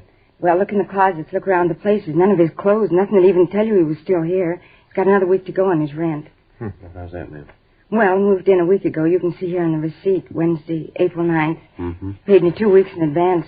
And you look around this place, and it don't look like he's going to be around here anymore. Do you have any idea where he might be? Oh, not the slightest. Did he give you any indication that he was planning to move out? Not the slightest, no, sir. I don't even have an inkling. I'll call the coroner, Joe. Okay. Better get in touch with the crime lab, too. Have them come out. Okay. You mind if I use the phone, Mrs. Holden? Well, not at all. It's right there back in the hall. A little shelf on the wall. Thank you, ma'am. You think Mr. Bartley did it? Do you think he killed the woman? Well, we don't know, ma'am. Did Mr. Bartley rent this room by himself? What? I don't understand. Well, did he register as Mr. and Mrs.? Oh, no, sir. Just plain Raymond Bartley. Do you have any idea who the woman might be? Oh, not the slightest. I never saw her before Georgia screamed and I ran in here. Did you touch anything at all in the room here? No. Oh, I know how policemen work. I've heard all about that don't touch anything department. No, sir, I didn't touch anything. Uh-huh. They're on the way, Joe. All right, fine. Miss Holden, have you ever seen the woman before? No, sir, I haven't. Never saw her before. Just took a quick glance. Terrible, just terrible what they did. Mm-hmm. I wonder if you could give us a description of Mr. Bartley. Well, that'd be kind of hard. Like I said, I don't pay a lot of attention to the people who live here. I just collect the rents and let it go at that. Once in a while, when George is sick, I come in and clean up. Those times I talk to him a little bit, but I'm not the nosy type. You know what I mean. Could you tell us about how tall Bartley is? Well, I have to think about that, too. I guess he was about as tall as you, maybe a little one way or the other. How much would you say he weighed? Well, he was kind of heavy-set little man. I guess he weighs about as much as my husband. That'd be 200 or so. How about his coloring? Would you know? Oh, there it goes again. I tell you, officers, I can't tell you too good. Mr. Bartley was kind of a crowd melter. I beg your pardon? A crowd melter. You know, you put him in a crowd and he just melts away. You never pay any attention to him. You know what I mean. Yes, ma'am. Near as I can remember, he had kind of brown hair and blue eyes, I guess. Was there anything peculiar about him? Did he have any scars, any marks, anything at all about him that'd make you remember him, make him a little easier to... No, not a thing. How about the way he talked? Could you tell where he was from? No, he was just kind of an ordinary man, nothing special. When was the last time you saw Mr. Bartley? Well, let me see now. I think it was, yes, Monday night. He was coming in. I was just coming back from the grocery. It was about, 6:15. I said hello, and then he said the same hello, and then he went on upstairs, and I went to my apartment. That was the last time. Did Mr. Bartley have any close friends in the building, you know of? No, not that I can think of. Well, did he ever say where he worked or what he did for a living? No, not that I remember. Well, how about references? Did he have any? No, I didn't ask for any. You know if he drove a car? It seems so stupid. Seems like I know the answers to any of your questions. I don't know about if he drove a car or not. We don't have any garages in the building. He might have, and I wouldn't know it. I just didn't pay any attention. You know what I mean. Well, did he get any mail while he was here? Would you know that? No, sir, not a thing. We'd like to talk to Georgia if we could. Sure, I'll ask her to come up here. Poor thing's so upset. It's terrible. It's the first time anything like this has happened to me. First time anything like this has happened in the place. I don't understand it. I never bothered the tenants, never caused them any trouble. I don't even know this Bartley. Why do you have to do a thing like this to me? Why me? Well, I don't know, ma'am. Why her?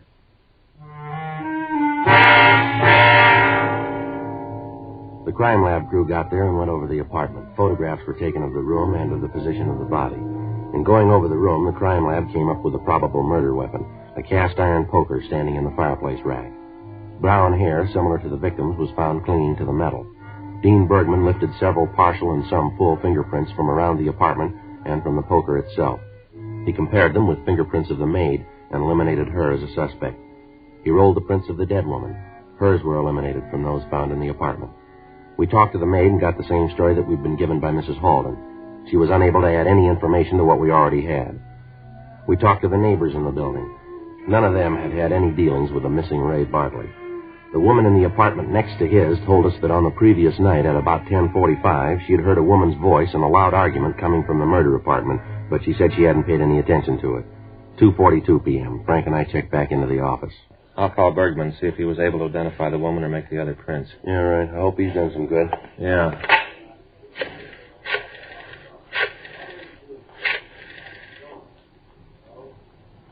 Dean Bergman, please. Hi, Dean. Frank Smith. Yeah, you been able to make those prints yet? Well, how about the ones in the poker? Yeah. Well, that's the way it goes, huh? Uh-huh. Right. Nothing on either of the women's or the ones he lifted from the poker. Well, that helps, doesn't it? He's sending them both on to Washington, see if they have anything. Yeah. Anything on him in R&I? Well, I called down there. They're checking him now. I can't understand it. What's that? Well, how you can rent an apartment to somebody and not know what he looks like. Like she said, the manager's probably minds her own business. Yeah, well, I get it. Homicide Friday. Oh, yeah, Lee. Mm-hmm. Now, how about laundry marks? Yeah, how about the poker? Yeah. Mm-hmm. Yeah, well, that figures, doesn't it?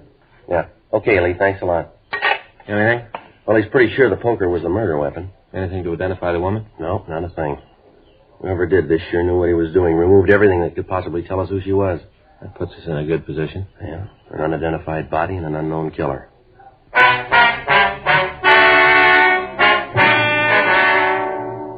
The report came back from R&I. There was nothing in the records on a Ray Bartley of that description. 3 other teams of men were assigned to assist in the investigation. We talked with everybody in the neighborhood around the apartment building. None of the storekeepers had noticed the missing man. None of them could give us any further information. An APB was gotten out carrying the name and description that we'd obtained. An APB was also gotten out on the dead woman. We checked with missing persons detail for a possible missing report on the victim. They said they'd let us know. The newspapers gave us their help, and in the following editions they carried pictures of the woman and requested that anyone knowing her identity should contact the police department immediately. 2 days passed. During this time, several people came in and said that they were sure that they knew the dead woman, but they were unable to identify her. Other leads were checked out, but led us nowhere. The manager and the maid came in and went through the mug books. No results. Monday, April 21st, 9:27 a.m. Ready? Yeah. Oh, hi, John. Hi, Frank. Hi, Johnny. You guys getting anywhere in this closet murder? No, not a thing. Well, I got a hunch. Maybe it won't go anywhere, but I thought you guys might want to check it out. What's that? We got a missing report from San Francisco a couple of weeks ago. Man up there said that his wife had come down here to see her sister. Said she never showed up. Yeah? We went out and talked to the sister. At the time, she wasn't too cooperative. You know, like she knew where her sister was all the time. I checked this description on the APB. Seems to me to match the description we got from both the husband and the sister. Yeah. Like I said, it's just a hunch, but I thought you might talk to this woman. Might be able to come up with something. What's her name? Let's see. Allard, Myra Allard. Lives out in Hollywood Boulevard. You talk to her. See if you don't come up with the same thing we did. Yeah, what's that? She doesn't care if her sister's dead or alive. Frank and I drove out to see Mrs. Myra Allard. She told us that her sister had written and said that she'd be down for a visit. On the day that she was supposed to arrive, the sister had phoned and told Mrs. Allard that she wouldn't be out that day, but that she'd met some friends on the train and that they were all going out on a sightseeing tour of the city. In talking to her, we got the same impression that she'd given John St. John of missing persons detail. We asked her if she'd go with us to see if the dead woman might be her sister. At first, she appeared reluctant, but when we gave her a full description of the body, she agreed to accompany us. She looked at the dead woman and burst into tears. Half an hour later, after she recovered from the shock, we talked to her in the interrogation room at the city hall. It's Alice. There's no doubt about it. It's just terrible. My own sister dead. Now, if you try to take it easy, would you like another glass of water, Miss Allard? No, thank you. It's not just finding her dead. I guess I always knew that Alice would end up like this. I never wanted it this way, but I always knew it in my heart. How's that, man? But to understand that, you'd have to know Alice. She was a beautiful girl, a wonderful person. Mm-hmm. Now, you said that you heard from Alice when she got here in L.A., is that right? That's right. She called right after she got off the train. Mm-hmm. What'd she say to you then? Well, as I told you, she said that she'd met some friends on the train and they were going out to see the town. Did she say who these friends were? No, just said that they were going to pick up Ray and then go out in the town. Ray? Yes, Ray Fletcher. Mm-hmm. I tried to call him when Alice didn't show up, but there wasn't any answer at his apartment. Where does he live, ma'am? Out in Hollywood. I think it's on Selma someplace. I have the address. Mm-hmm. Who is this Fletcher? Well, that's something I'm not very proud of. Well, why is that, ma'am? Well, he's a friend of my husband. Well, not really a friend in the real sense of the word. Sort of an acquaintance. Mm-hmm. Well, why do you say that you're not very proud of it, ma'am? I don't understand. Well, I sort of feel that it's all my fault. I still don't think I understand, ma'am. The divorce. Oh, Alice and Tom were on the verge of separating. Mm-hmm. Tom said that he'd come to just about the end of the line. Alice told me that they used to have terrible fights. Anyway, she was down here one time. Let me see, I think it was about 3 months ago. She was terribly depressed. Said that she and Tom had been fighting for several weeks. A couple of times he'd hit her. Can't understand it. I really can't. I told Alice I didn't believe it. Yes, ma'am. She showed me the bruises all across her back and shoulders. She said that one night they were going over the bills, and Tom just seemed to go crazy. Started to rant and rave about how much they were in debt. Of course, I knew why. I told Alice so. I said that it was her fault for driving him, always asking for something new, something else. Uh-huh. She said that she told Tom that if he couldn't afford to keep it the way she wanted to live, that then she'd just have to find somebody who could. That's when he hit her. She left that night to come down here. They were terrible. I don't agree with her, but I don't think any man has the right to hit a woman. Yes, ma'am. Well, she moped around the house for a couple of days. Said about how she was never going back to him. I felt kind of sorry for her, even though I don't agree with her. After all, she was my sister. Yes, ma'am, I understand. Well, that night my husband came home, and he brought this Ray Fletcher with him. Met him down at the office. What'd you say, madam? Down at the office. Ray works for the same company. He's a steward on the ship that travels up the coast from here to Washington. Anyway, my husband brought him home for dinner. Ray said that we should all go out to eat, so we did. We had dinner and a few drinks, and then Ray brought us home, and he and Alice went on. Alice didn't get in until almost 3:30 in the morning. I see. That night, Ray was here again. He and Alice went out that night, and for the next 4 nights in a row, every night out until all hours. I finally had a talk with her about it. Told her I didn't think Tom would like it, and that I wouldn't have her doing things like that while she was under my roof. That's when she told me that she was going to divorce Tom. That she and Ray were going to get married. Uh-huh. I told her I thought she was crazy. She didn't know what she was doing, but there wasn't any talking to her. She saw Ray every day. Then she went back up north to get things straightened out. I see. Well, did she follow through with her divorce plans? Well, as far as I know, she did. She wrote me and said that she talked to Tom about it and that they'd reached an agreement that he'd let her have her freedom. Well, how did he seem to take all this? Well, he called me one night and asked if I knew why Alice was leaving him. I didn't know about Ray. I told him all about it before. I thought that maybe Alice hadn't said anything about it. What was his reaction to it? I almost went crazy on the phone. Tom's a real jealous man. If he could have gotten through the phone wires, I think he'd have taken my head off. He screamed that I'd influenced his wife, that it was all my fault. Well, why didn't you tell the officers from Missing Persons all of this when they were out there, ma'am? I didn't want my husband to know about it. Then, too, I thought that it might be better if Tom didn't know where Alice was. After what he said, I thought it would be better if he never saw her again. What's that, ma'am? That night, we had the argument on the phone. He said that she'd never leave him. Mm-hmm. That he'd see her dead first. The description of Ray Fletcher Mrs. Allard had given us tallied closely with that of Raymond Bartley.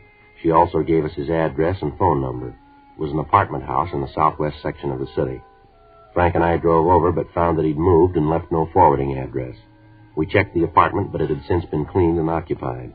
Again, we ran into the same problem. No one could give us any information as to his whereabouts.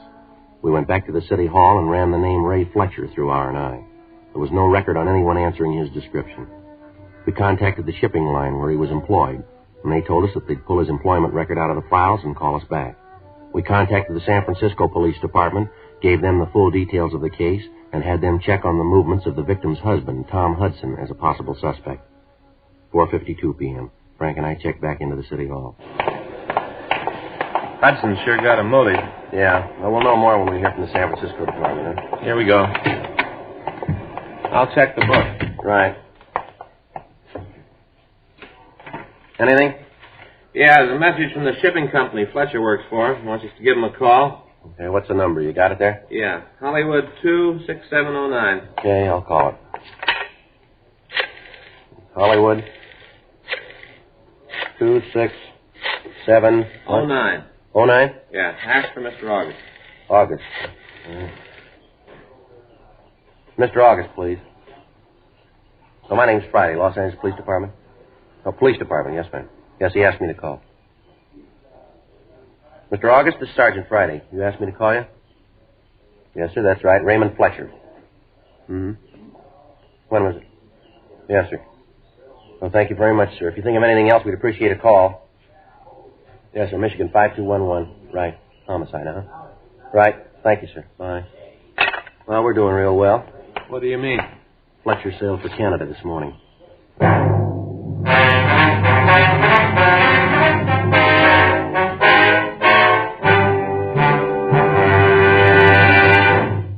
You are listening to Dragnet, the authentic story of your police force in action.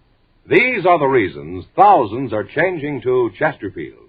and why you should change to Chesterfield. Only Chesterfield gives you premium quality in both regular and king size. Only Chesterfield names all its ingredients. And only Chesterfield gives you scientific facts in support of smoking. First such report ever published about any cigarette. A responsible consulting organization reports a study by a competent medical specialist and staff on the effects of smoking Chesterfields.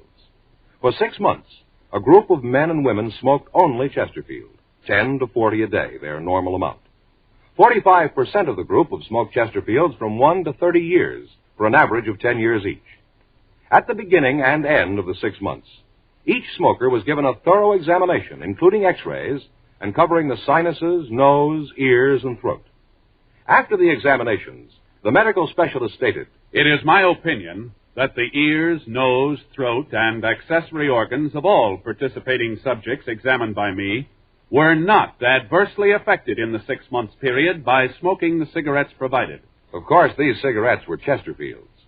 Remember this report and buy Chesterfields. Either way you like them, regular or king size. Premium quality Chesterfield, and much milder.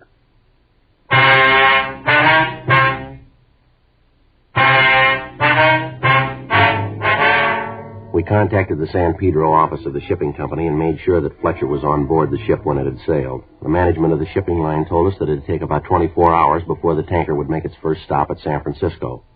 We got in touch with the San Francisco Police Department and talked to Inspector Charles Sutton. He told us that they'd place a stakeout where the ship was due to dock and that they would await our arrival. At the same time, Sutton told us that they had conducted an investigation of the dead woman's husband, Tom Hudson, and that as far as they could find out, he didn't have the opportunity to kill his wife. They said that the records at the steel mill where he worked showed that he'd been on the job every day for the past month and a half.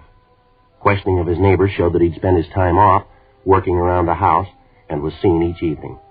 Inspector Sutton stated that when Tom Hudson was told of his wife's death, he broke down and said that although there had been some talk of divorce, none of it had really been serious, and that this trip that his wife had taken to Los Angeles was to straighten things out with Fletcher.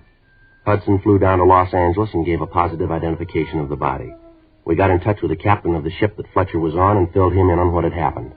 He told us that he'd placed the man under arrest and hold him in the ship's brig for us when they docked at San Francisco. Tuesday morning, 7:30 a.m., Frank and I checked out and flew up to San Francisco. We met with Inspector Sutton and Inspector Jules Zimmerman. They told us that the ship was expected to dock the following morning at 10:36 a.m. We were waiting when the gangplank was lowered.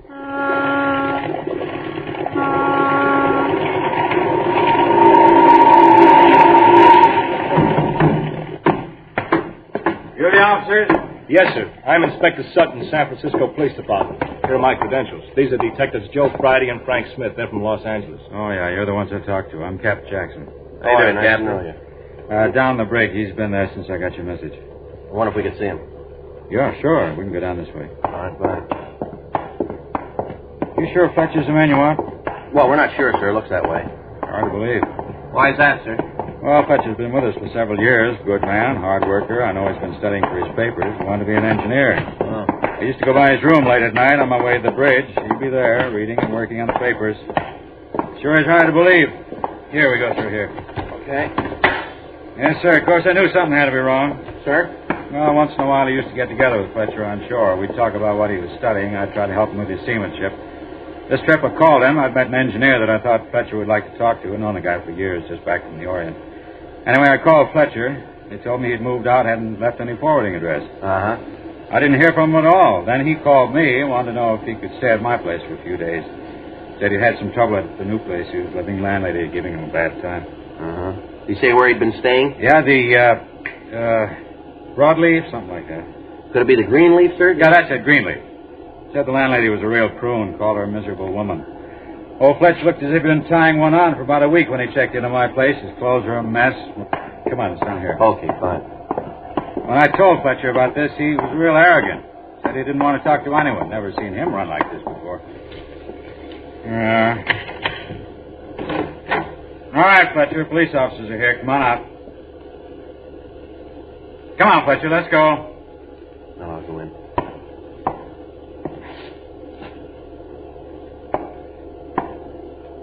How about it, Joe? Room's empty.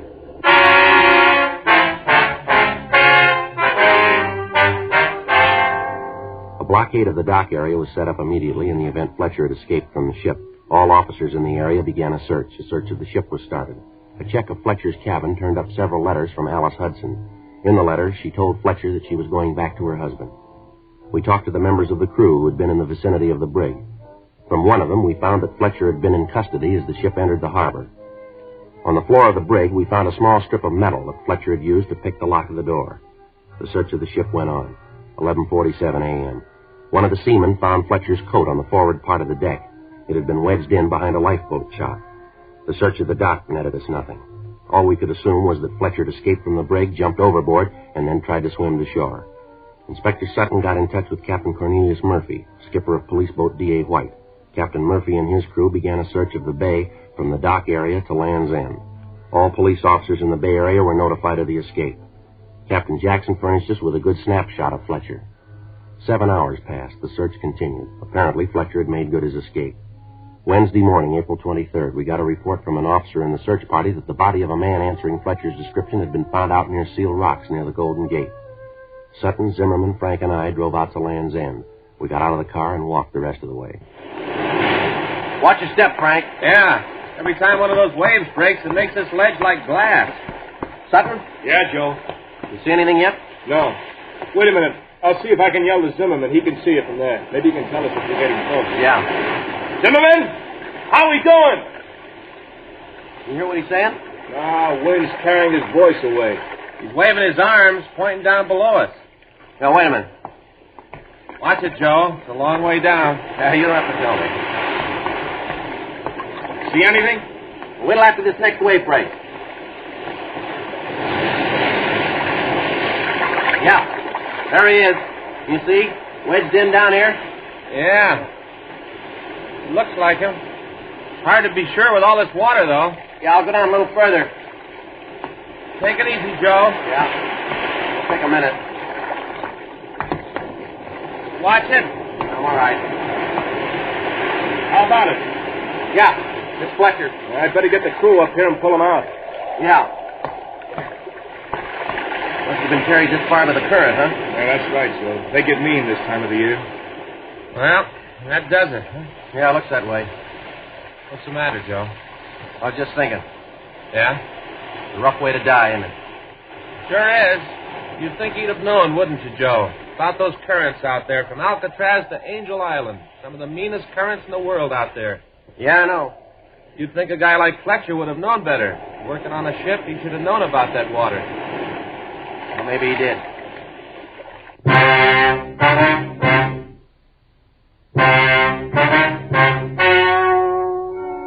The story you have just heard was true. The names were changed to protect the innocent. On April 23rd, an examination was held in the office of the coroner of the city and county of San Francisco. In a moment, the results of that examination. Now, here is our star, Jack Webb. Thank you, George Fenneman. Friends, I just want to leave you with one thought tonight. Chesterfield is the first cigarette to give you scientific facts in support of smoking. Remember the study made by a competent medical specialist and staff. They examined a group of people who smoked only Chesterfields. After the examinations, the medical specialist stated, quote, "It is my opinion that the ears, nose, throat, and accessory organs of all participating subjects examined by me were not adversely affected in the 6 months period by smoking the cigarettes provided." End of quote. Of course, these cigarettes were Chesterfield. Remember these facts and buy Chesterfields, either way you like them, regular or king size. Premium quality Chesterfields, and much milder.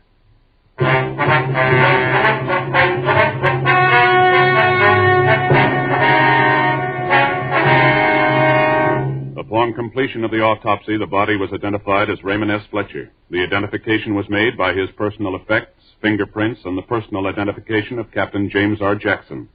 Further investigation showed that the suspect had rented the apartment where the body was found, and that he was guilty of the murder of Alice Hudson. His fingerprints were checked and found to be the same as those on the murder weapon.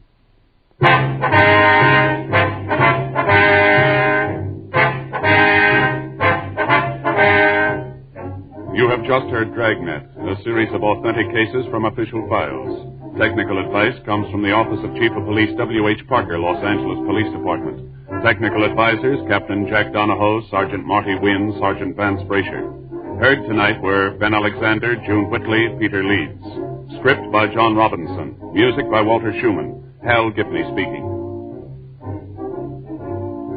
Sound off for Chesterfields. Either way you like 'em, regular or king size, Chesterfield gives you the best possible smoke. Much milder Chesterfield. Chesterfield has brought you Dragnet, transcribed from Los Angeles.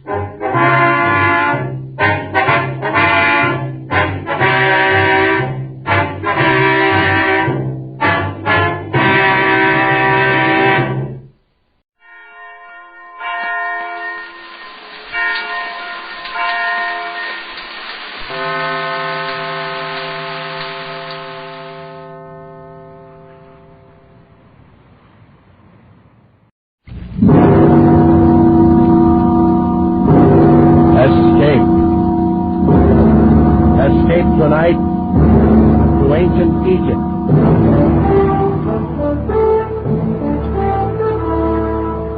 The Columbia Broadcasting System and its affiliated stations presents Escape, a new series of programs of which this, the sixth, is The Ring of Thoth by Sir Arthur Conan Doyle, produced and directed by William N. Robeson.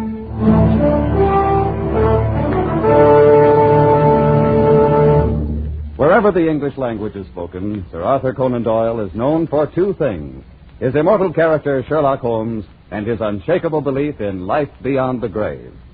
So great is the stature of Sherlock Holmes that Conan Doyle's earlier stories are all but forgotten. Stories like The Ring of Thoth, which so clearly anticipates the author's later fascination with spiritualism. We invite you now to escape to ancient Egypt and The Ring of Thoth, an adventure told in the words of John Vansittart Smith, British Egyptologist.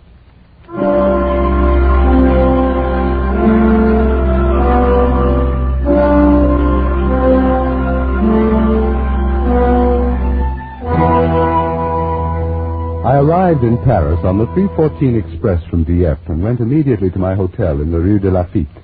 My actions so far had worked out according to my planned schedule.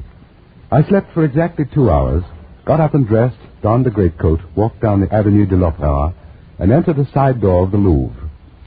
Once inside, and amid surroundings entirely familiar to me, I made my way immediately to the Chamber of Egyptian Relics, or more specifically, to the cabinet in that chamber which contained the El Kab collection of papyri. Drawing out the particular roll I wished, I placed it on a nearby table, sat down, began to study it, when I noticed one of the museum attendants who was polishing some brasswork across the room. His face struck me as being curiously Egyptian. On sudden impulse, I decided to cross the room and speak to him. Approaching closer, I was impressed at once by the appearance of his skin. Drawn tautly across temple and cheek, it seemed as glazed and as shiny as varnished parchment, and out of narrowed slits there glowed two green and vitreous eyes, misty with a dry shininess, eyes of a kind never seen in a human head before. I beg your pardon. I need one of the papyri from the Memphis collection. Could you tell me where it is? You'll find it in the last cabinet at the end of the room, monsieur. Thank you. You're Egyptian, aren't you? No, monsieur.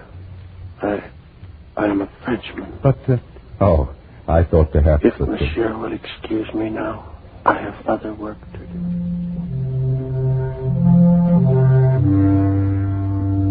I went back to the table and took up the papyrus I had been studying before. But my former calmness in translating the intricate hieroglyphics was gone, and out of the depths of my mind welled a feeling of terrible familiarity.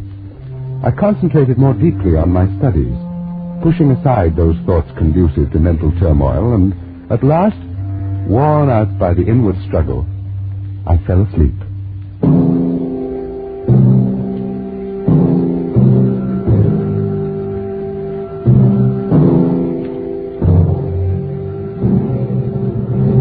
I awoke with a start, not remembering where I was.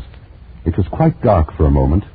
Then gradually my eyes focused on the glints of moonlight reflected from the glass tops of specimen tables, from the shiny varnish of the mummy cases.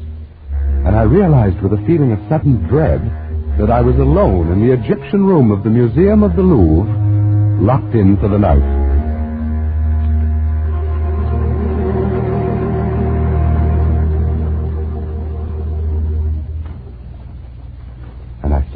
moment, approaching through the moonlit halls, a dim yellow flame.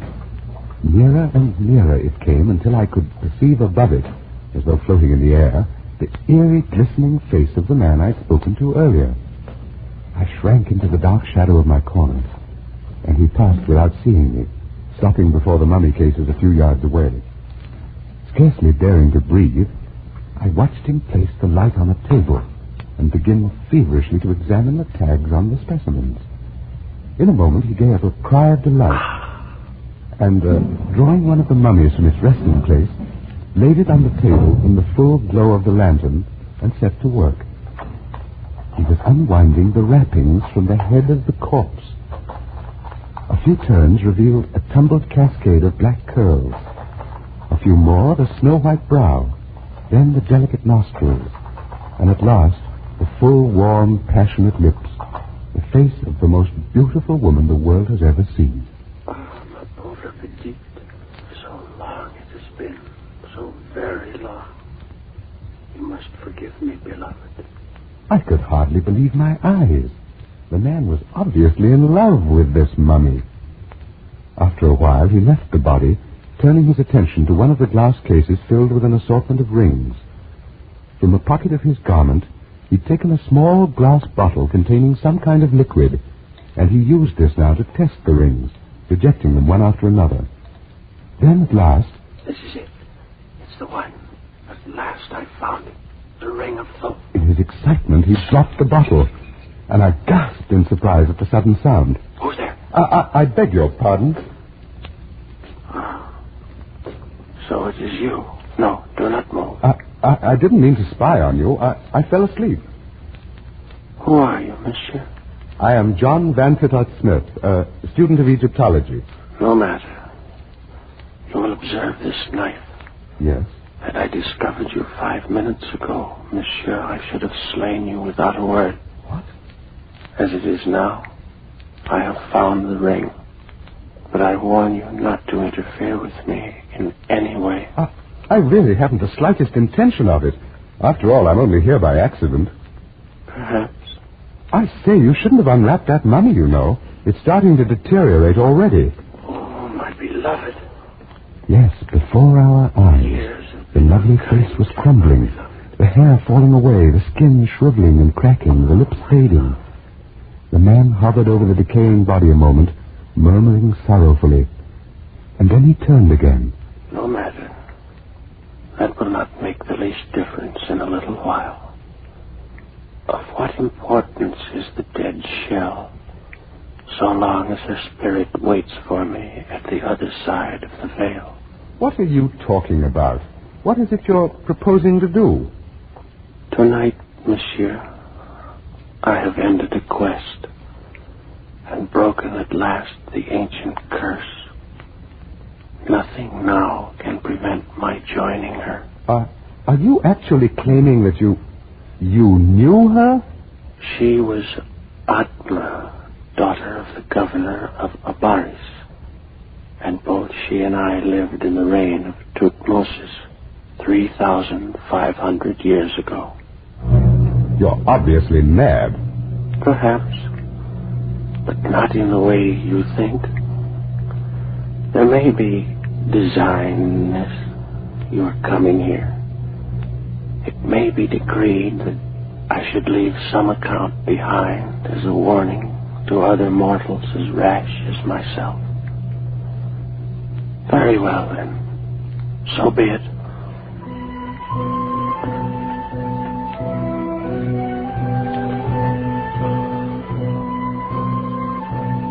I am, as you surmised, an Egyptian. My name was Sasra, and my father had been the chief priest of Osiris in the great temple of Abaris, which stood in those days upon the Bubastic branch of the Nile. I was brought up in the temple and was trained in all those mystic arts and sciences known to the priesthood.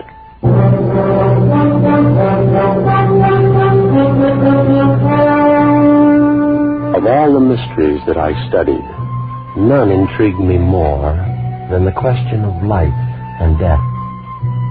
And even to this question, in time, I found an answer. What for a man to live beyond his allotted span of years, Master Sastra? The gods have not so ordained it. Then perhaps they will have to revise their ordinances, now that I've discovered their secret. 'Tis not well to jest. I tremble, for though I've labored in your service for a year, I knew not the goal of your endeavors. May Osiris forgive me. Ah, what a pity you look upon it this way. For I'd thought that in return for your assistance, I should grant you, too, the gift of centuries of indestructible life. I would not have it, Master Sastra. And I beg that you, too, forgo it. Forgo it?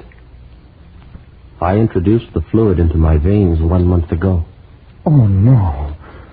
Then you are lost indeed. Lost? Do you call this being lost? Let's see now.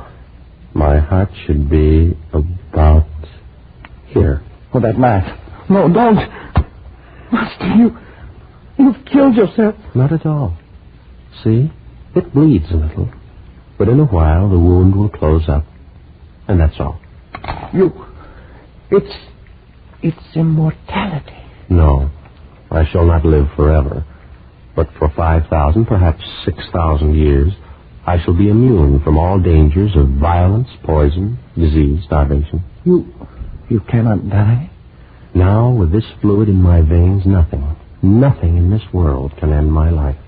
Sastra, are you there? Someone called. It's Parmes, the priest of Thoth. In here, my friend. Enter. Oh. Greetings, Sastra, master of sciences, and his worthy assistant. If you will excuse me, masters, I go to make my peace with Osiris. What's wrong with your helper, Sastra? The thought of a well-nigh eternal life has frightened him into gibbering superstition. Then you still believe in the discovery? Believe in it? Parmes, my friend. Look. By the heavens, what a scar. It pierces the heart. It was done only a moment ago with this knife. See? I can put it back in the wound. So. You suffered no ill effects? None whatever. And if I turned the knife in the wound, that would do you no harm? You may try it. I feel nothing. I walked last week in the snake pits by the river, was struck innumerable times. It caused no harm. By the great Anubis. Will you have it then? Out of all Egypt, I have chosen only you, my friend, to share the gift. But the choice is yours. I'd be a fool to refuse, Sastra. I'll have it. And now, what must I do? First, we must open a vein in your wrist. Like this. Then, we drip the elixir slowly into your bloodstream. Steady now. I don't feel anything. There is no sensation. It is done. So simple? There is nothing more? That's all. And now done, it can never be changed. It seems incredible, supernatural. It's no more than a chemical discovery, but with it, while all this about us passes away, you and I, Parmes, will live on for 50 centuries. Think of it, my friend. 5,000 years of life. 5,000 years. Only the two of us. Listen, that noise. Some procession must be passing in the street. I have an idea what it may be. Come on over to the window. Beloved of heaven, clear the road, stand back, and make way for the loveliest pearl of deep. She's being carried on the shoulders of slaves, Parmes. She must be some woman of rank. Her name is Atma. She's the daughter of the new governor. The curtains are drawn back. Perhaps we'll have a look at her. Oh, Parmes. Is she not beautiful? She is the most desirable, the only utterly desirable woman I've ever seen in my life. Yes, I saw her yesterday at the temple. Then you're most fortunate, my friend. You've had 24 more hours to dream about her than I've had. I must know her, Parmes. I must make her love me. I'll send gifts. I'll call on her tomorrow. Oh, it has to be then. I couldn't wait any longer than tomorrow.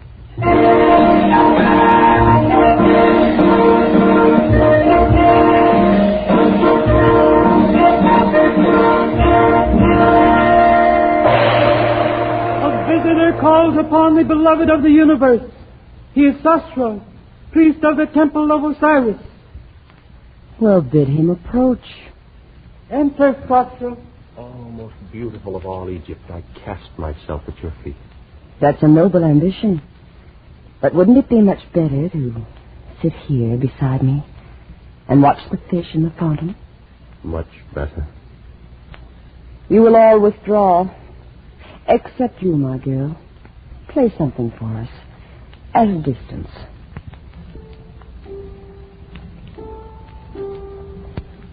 Well, Sasra, for so I understand you're called, am I to deem this an official visit by a master of the temple? Oh, Atma, my beloved. That is, no, it is not official. Oh? Perhaps then you wish to see my father on personal business of your own. Oh, no. No. I shall pay my respects to him at some other time. Then could it be I you've come to see? Yes. And since you've said the visit's not official, your reason must be a personal one. Oh, it is. Well, what is it? Atma, I have known women who are famed for their beauty throughout the valley of the Nile. But not one, not all of them, are so lovely as you. How thoughtful of you to come here and tell me. Atma, I've no wish to intrude my desires, my hopes, beyond such extent as you may wish to hear. But, I'm finding this very difficult. Sasra, I've been told that you're a master of science, that you've unlocked the secrets of the universe, learned all the mysteries of nature itself. Your informants have been most generous. Yes, I'm inclined to think so. What? Because you've discovered nothing at all about such a simple thing as a woman's heart. What do you mean? I come from Thebes. And the women of Thebes are warm-blooded, passionate, and will know what we want. Atma. I saw you first 3 days ago. Why do you think I told my bearers to carry me down that street beneath your window?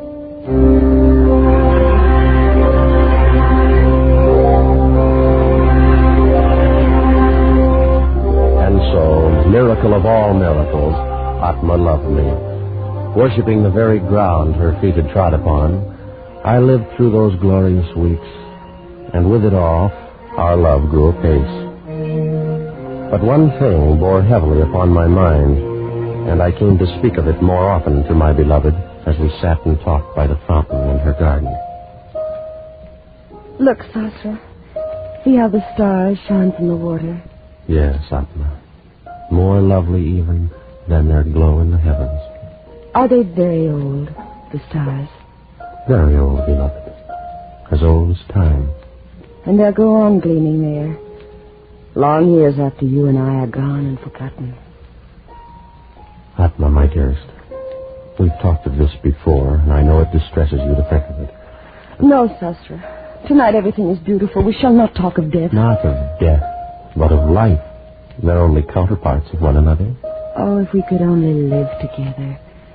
Grow old together and die in the same instant. But how much better to live and love 5,000 years? Will you not do it? Does so long a time seem too great for the love you feel for me? Beloved, no. The time would pass in an instant, and the loss then be no easier borne than now. Then why draw back? Will you not take the elixir now, tonight? I'm afraid, Sasra. We'll anger the gods. We will outlive the gods. They will have their revenge. Whatever occurred, we'd be together. Yes, I've thought of that. Were it not so, I'd not even consider doing it. Then you'll do it. Atma, you'll do it. I need more time, only a little more to assure myself. How much? Tonight, Sasra. Give me tonight. Every hour you live without the elixir is another hazard. All right, then. Tonight. And may Isis herself guard over you until the fluid courses in your veins.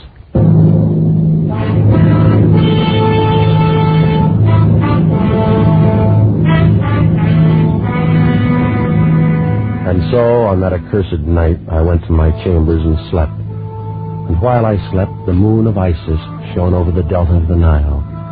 Shone but to light as foul a scene as was ever done on earth. Some hours had passed away. Master Sutro, awaken! Master, awaken at once. You know, who is it? Oh, what a terrible thing has transpired this night.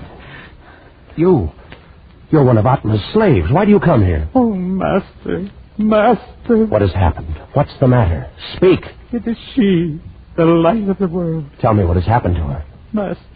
Master. Brigands came in the night. She is dead. You lie. Oh, Sasra, the slave speaks the truth. Parmes, my friend. What foul joke's behind these words of his? It's not a joke. Atma is dead. You, slave, depart from us. Yes, Master. By your gracious leave, I depart. Such a thing cannot be. Oh, of course.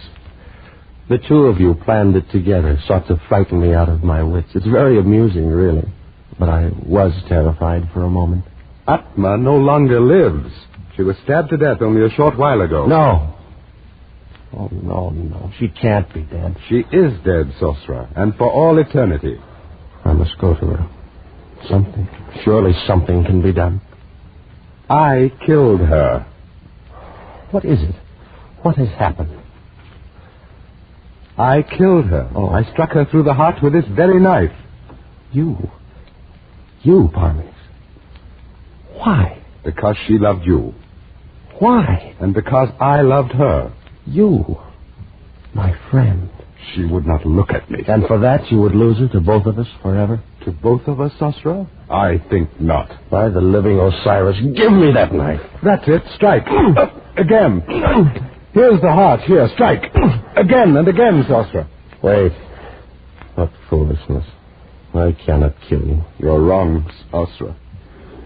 You have killed me. Those were grievous blows. But the fluid, that cursed elixir of life, it runs in your veins as well as mine. True. But in mine is also the antidote. You lie. There is no antidote. Yes, day and night. These many weeks I've worked. And I found it. You couldn't have. Is there more of it? Yes, a very little. But you'll never find it. Where is it? Tell me where it is. In the ring, Sasha. In the ring of Thoth. And you'll never find it. I will. I must. Go on. Live your 50 centuries. And every hour of them, think. It was your hand that struck me down. With the same knife that took her from you. Think. While I go to join her. Oh, no. You're not dead. You're not. No.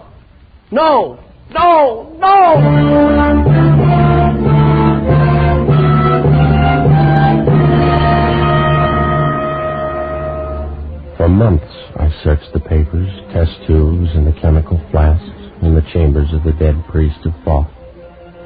Searched and found nothing.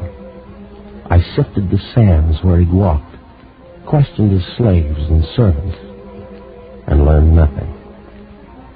Every moment of my life, my terrible and unwanted life, was devoted to an unceasing hunt for the ring of Thoth, and all to no avail. And in time, a horde of barbarians overran the city of Abaris. In the sands of the desert, buried forever the last of my hopes.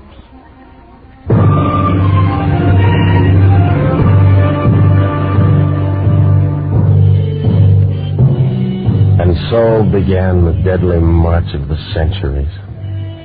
How can you know how terrible a thing time is? You, who've experienced only the narrow course between the cradle and the grave. I've floated down the whole stream of history. I have traveled in all lands, and I have dwelt with all nations. Every tongue is the same to me. I need not tell you how slowly the centuries drifted by. Centuries without end. Years without number. And so, I came to be one day, a few weeks past, in San Francisco, where I came across a certain item in a newspaper. Among recent discoveries in Lower Egypt is an unopened mummy case containing, according to the inscription on the outside, the body of the daughter of the governor of Abaris in the days of Thutmosis. In the same burial crypt, dropped into a crevice between the stones, was found a large platinum ring of singular design. Both specimens have been sent for examination to the Louvre in Paris. So, I presume you came here to Paris, obtained this position of attendant in the Louvre with the idea of... Only yesterday, Monsieur Smith. As you may imagine, I had little difficulty in convincing the director of my knowledge of Egyptian relics. The ring, then.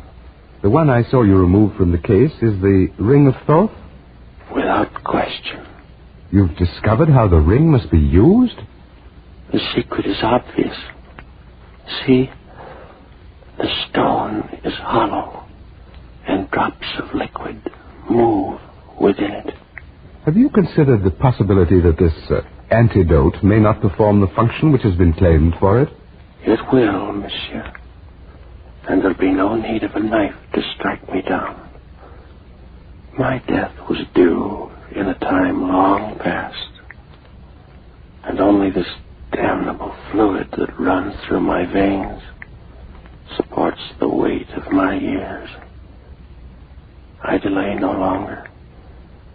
I go to join her where she waits for me in death. No, don't. Oh. Too late. I've broken the gem. I've taken the antidote. I stood and watched him with a terrible fascination, but without pity and without compassion. He turned away from me and reeled toward the mummy he'd left on the table across the room. But even as he turned, the parchment skin of his face cracked and shredded. Discolored lips shriveled away from the yellow teeth. The vitreous eyes withered into nubs of formless plasm, and the full weight of his 3,500 years descended on him in an instant.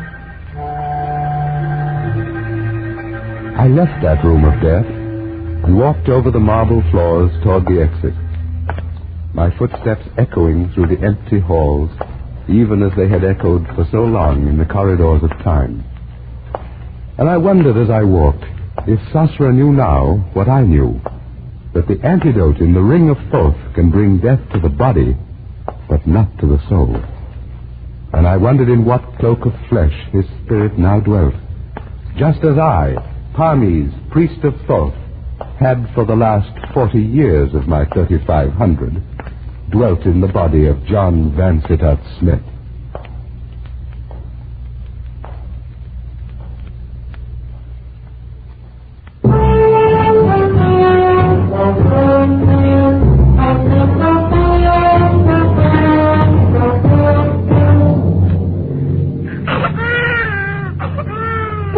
He's so little and so red. Well, now, he's only 2 days old. But he doesn't look a bit like either his father or me. Give him time, my dear. All babies look pretty much alike when they're first born. I don't know. His eyes, or... Oh, it's silly, of course, but he looks like an Egyptian.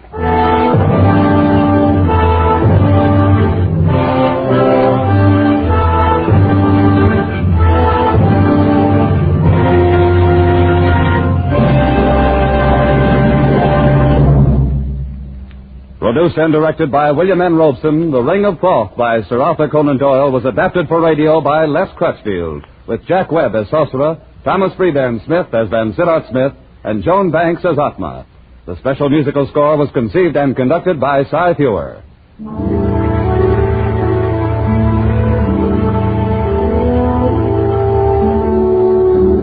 Escape is presented by the Columbia Broadcasting System and its affiliated stations each week at this time. Next week, we invite you to escape to a raft in the South Pacific with John Russell in his unforgettable story of human frailty, The Fourth Man. And so good night until next week at this time, when again it will be Time to Escape. This is CBS, the Columbia Broadcasting System.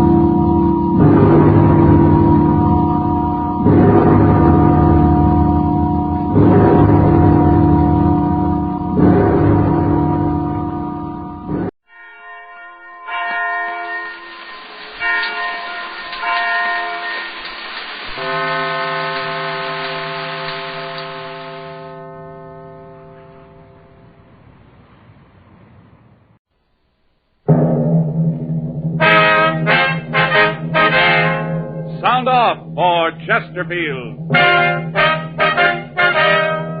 Chesterfield, the only cigarette in America to give you premium quality in both regular and king size, brings you Dragnet.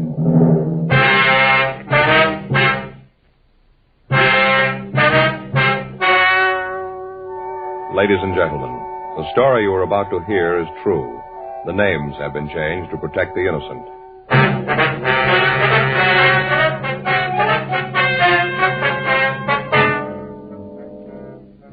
You're a detective sergeant. You're assigned to narcotics detail. You get a report that high-grade heroin is being sold in your city. The key men in the operation are well hidden. You have no leads to their identity. Your job? Stop them.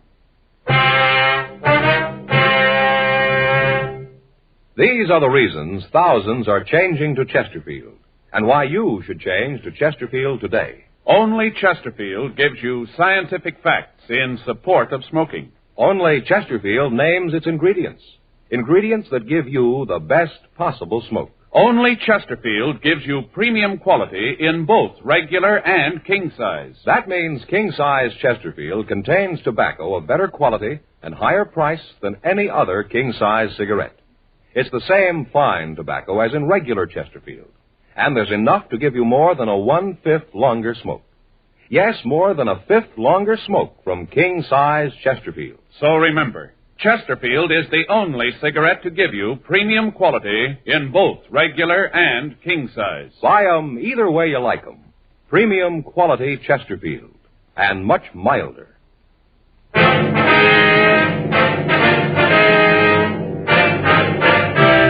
Dragnet, the documented drama of an actual crime. For the next 30 minutes, in cooperation with the Los Angeles Police Department, you will travel step by step on the side of the law through an actual case transcribed from official police files. From beginning to end, from crime to punishment, Dragnet is the story of your police force in action. It was Tuesday, August 3rd. It was warm in Los Angeles. We were working the day watch out of narcotics detail. My partner's Frank Smith. The boss is Captain Kearney. My name's Friday. It was 9:37 a.m. when we got to the main jail. Felony section. Hi, John. Friday, Smith. What do you want? Anderson, 302. Anderson, 302, interview. How's he feeling this morning, John? I don't know. I just checked in a while ago. I heard he gave the fellow some trouble early this morning. Guess he's pretty rocky.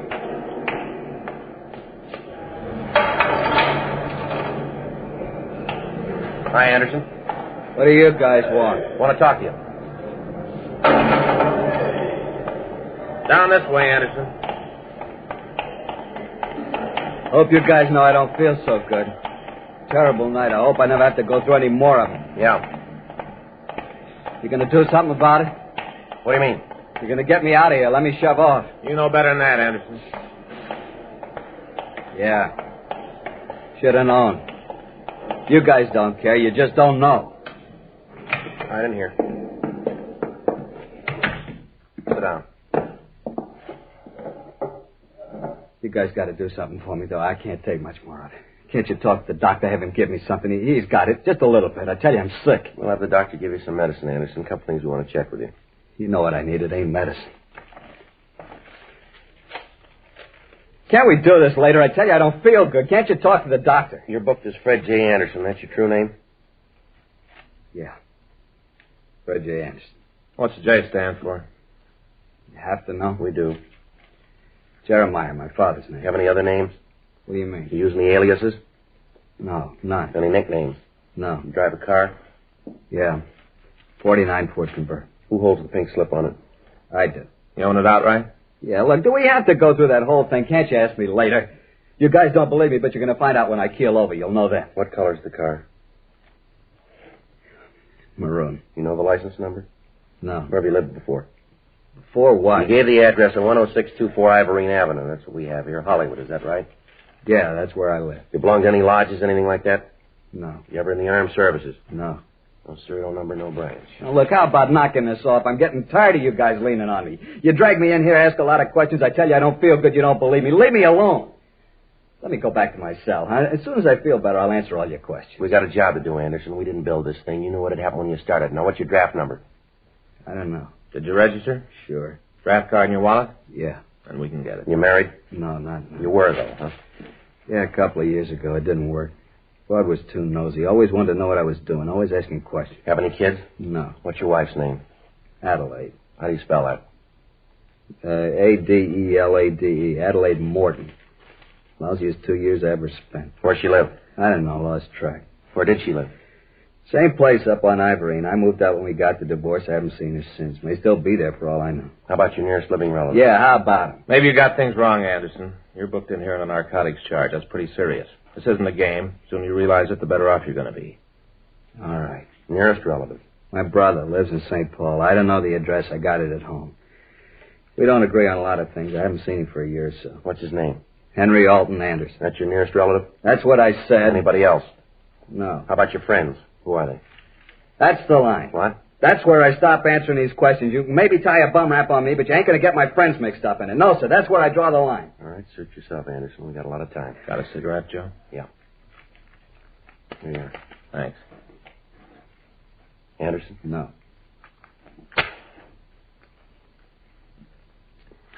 Thanks. Yeah. Why you have to know who my friends are? For a lot of reasons. I don't want to embarrass them, that's all. I don't want them to have to answer a lot of silly questions. You can see that, can't you? Can't you? Yeah, Anderson, we don't need to embarrass anybody. We just thought it would help here. Well, I won't tell you. I don't feel well. I don't feel well at all. I'm not hooked anyway. You got no right to say that. Look at your arm. I ain't going to try to con you. Sure, I tried this stuff once or twice, but that don't mean I'm hooked. A couple of pops, that's all. Just a couple of times. That's not the way your arm makes it look. You've almost run out of places to put that needle, haven't you? So maybe I was wrong. Maybe it was a couple of more times than I thought. All right, now look, Anderson, I'm going to lay this out for you. We know there's a lot of H floating around. Has been for the past 3 months, and it's high grade. We know that you and the bunch you work for aren't too choosy who you sell it to. Now, we want the names and where you're getting the stuff. You say you're sick now. Wait a few more hours. Wait till your stomach starts to turn over. Wait till you can't make your hands do what you want them to. Wait till your head starts to crack open. You'll feel different then. We can wait. Well, let's take them back, Frank. Come on. Wait a minute. Yeah? You going to take me back to the cell? You called it. I don't want to go back in. Well, that's where you're going. You're going to call the doctor, tell him to take care of me? He knows already. He'll do what he can. I can't go that route. You know that. Iron Cure, I couldn't take it. It'd kill me. You should have thought of that a long time ago. Yeah, you can say that. You ain't got the habit. It's easy for you to say that. You don't know. All right, let's go. No, I want you got to do something. I told you we'd do what we could. That ain't enough. It'll have to do. I told you, help me out. Give me a hand, then I'll get over on your side. You know, you scratch my back, I'll scratch yours. All right, tell us where you're getting the stuff. Can't you help me out first? The doctor will see you. Okay. Where do you want me to start? Where do you get the stuff? From a guy. What's his name? Paul. Paul what? I don't know what his last name is, just Paul. Where do you meet him? Hollywood. That's a big place. Where in Hollywood? Different places. Sometime the corner of Hollywood and Vine, sometimes at Highland, once at Cherokee and Sunset, different places. How do you know where? He gets word to me. How? Guy tells me Paul wants to see me, that's all. What does Paul look like? Big guy, real big. What's he look like? How tall is he? 6'2", maybe 250. What's his coloring? Dark. Looks like he's just come back from the beach. Looks real tan. You guys are going to help me out, aren't you, after all I've done? What color's his hair? Black, curly black hair. How about it? You going to do me some good? Any marks or scars on him? Huh? This Paul? Any marks or scars on him that'll make him easier to spot? Yeah, he's got a scar across the bridge of his nose right here. How old is he? Oh, I guess about 38, maybe 40. Drive a car, do you know? Never saw one. He always walked up on me. Is he a user? I don't think so. Maybe joy pops once in a while. I don't think he's on the steady, though. Is he the boss? Huh? He the head man in the operation? I don't know. I don't think so. I think he's just one of the guys. Where'd you meet him? bar downtown. Were you introduced? No, he just came up, started to talk to me. We got along, made a deal. I was around trying to make a buy, get a connection. All right. I want you to look at some pictures. See if you can point this fellow Paul out for us. Look, I've done my part. I told you. Now you guys got a chit to pick up. When do I get to see the doctor? When are you going to fix me? We'll talk to him. That wasn't a deal. We made no deals. You said you'd give me a hand. We will. The doctor will do everything he can for you. We can't promise you any more than that. Not much. That's the way it is. Lousy deal. Everything's on your side. You know it and you sure ride it. Someday I'll learn. It just don't pay. Yeah, what's that? Never scratch a cop's back. 10:46 a.m. We returned Fred Anderson to his cell and called a doctor for him. For the past 4.5 months, an organized gang had been selling high-grade heroin. From our informants, we learned that the drug was being made available to anyone who could pay the price. When we tried to stop the activities of the gang, we found ourselves up one blind alley after another. None of the buys we arranged took place. Meets with the higher-ups failed to materialize. When Fred Anderson was picked up, the narcotics found on his person was of the same quality and type that was being pushed around town. 2:34 p.m. We picked up Anderson and took him to the city hall to look at the mug books. He failed to identify any of the pictures. We checked the description of Paul against the people known to have dealt in narcotics, but failed to come up with an identification. Anderson was returned to his cell and held pending trial for violation of the State Narcotics Act, a felony. 4:17 p.m. We checked back into Captain Kearney's office. That's it, Skipper. We're right back where we were 4 months ago. Nothing at all on this Paul, huh? Well, if there is, we haven't been able to find it. You think Anderson's telling everything he knows about it? Oh, I doubt it. No, that description would fit 100 guys. You got any ideas of where we go from here? Well, yeah, maybe. It might not work, but it's someplace to start. Well, let's hear it. All right, can we take a look at the map over here? From the information we got, the main operation must be taking place someplace down around here, around the harbor area. Yeah? From what we hear, the stuff's there, all right. Problem is how to find a connection. Well, maybe if we just lose a man down there, we thought. Put a man down there and let him work on his own. He might be able to come up with some answers. Pretty risky, Joe. That's a rough place. I wonder if it'd be worth risking a man down there. I don't think we got much of a choice, Skipper. No. Well, we figured that maybe if I went down there and let it get around that I wanted to make a buy, a big one, maybe they'd come to me. Why you? Why not let me handle it? Well, I thought that's the way we figured it. They know you down there. You used to work that area. You're not in any better position, Joe. Fellas walking the streets down there that you've tangled with, they're not about to form any fan clubs for you. Well, we've tried every other way. Informants, leads, every known pusher's been talked to. Still, the stuff keeps coming in, being sold. From where we sit, this looks like one way to get them. All right, how you going to work it? Well, I figure maybe I'll check into some hotel down there, eat in the places in the neighborhood, be seen around the bars, let it get around that I'm here from San Francisco, want to make a buy, and see what happens. You know anything about San Francisco? Well, I know the place pretty well. I spent a couple of years up there when I was in the Army. I still don't like this idea of not being able to tag you, though. There's no other way. Suppose so. How are we going to know how you're making out?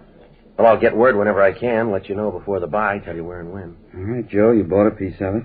I'm not going to tell you what to do, you know, but take it easy. Don't make a target out of yourself. Remember, keep in touch with us. Right, Skipper. Let us know as much as you can, huh? Yeah. Take it easy, huh, Joe? Don't want anything to happen to you. Yeah, well, I'm on your side there. August 4th, 8:35 a.m. Frank and I had identification made up bearing the name Joe Arnold. After a final talk with Captain Kearney, I went home, got my car, and left for San Pedro. 6:42 p.m. I checked into a hotel on 6th Street. The hotel, according to the information we had obtained, was near the narcotics distribution center. 8:12 p.m. I went next door to the bar. Yeah? Give me a beer, huh? Eastern? I don't care. Okay.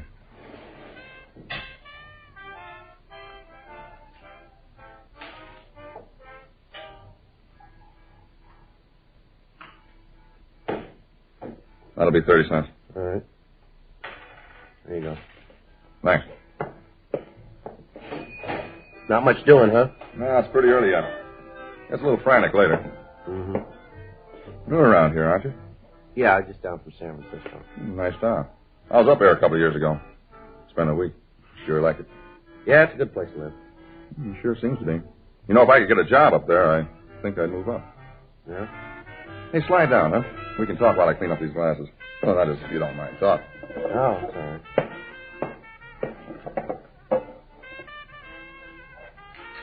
Glasses. Seems like you never get them done. Yeah.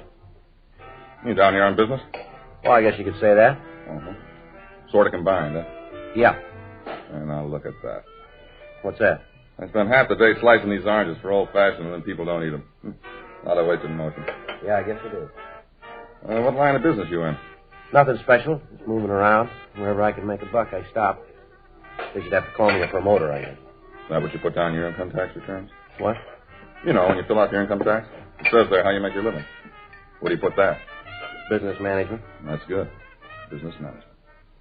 Whose business you manage? Mostly my own. Pretty good idea for everybody, isn't it?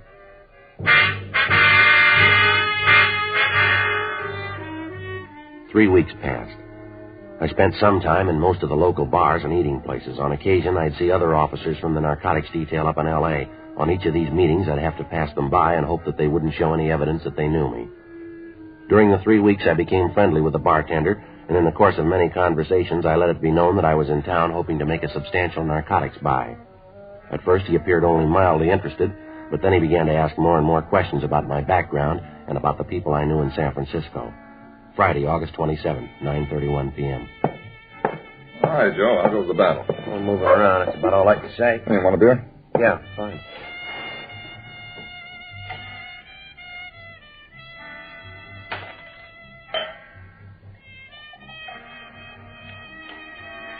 Here's your 30 cents. Oh, not tonight, Joe. It's on the house. Why? What's the occasion? I got some good news for you, Joe. Yeah? Yeah, I got a friend I want you to meet. I think he can help you make a connection. Yeah? Where is he? No, look, I'm not promising anything, Joe. The guy knows some people and might be able to help you. Well, why are you so interested? Well, I figure maybe I can make a buck or two. Mm-hmm. All right. Is the guy here now? Yeah, he's back there in the in booth. See, the other guy? Well, that helps. Which one is your friend? The big one. You know, the fellow with the gray suit on, scar over his nose. Gray suit, huh? Yeah. I see. Come on, I'll take you back. All right. Nice guy, Joe. You'll like him. Well, what'd you tell him? Well, just that you were here from Frisco. Said you were interested in the connection if the deal was good. Uh-huh. You make your own deal now. Look, I got nothing to do with that. You'll really like him. Paul? Yeah? This is the guy I was telling you about, Joe Arnold. This is Paul Ginner. Oh, hi, Joe. Sit down. Bring us another round, will you? Yeah, right away, Paul. You know what you want? Make it snappy, huh? Yeah, right away. Beer, scotch, and soda, and old-fashioned Irish whiskey. Yeah, that's right. Leave the garbage out of the old-fashioned. Yeah. Yeah, sit down, Joe. Yeah, thank you. This Jack Potter. You two ought to know each other. All right? Yeah, he's from Frisco, too.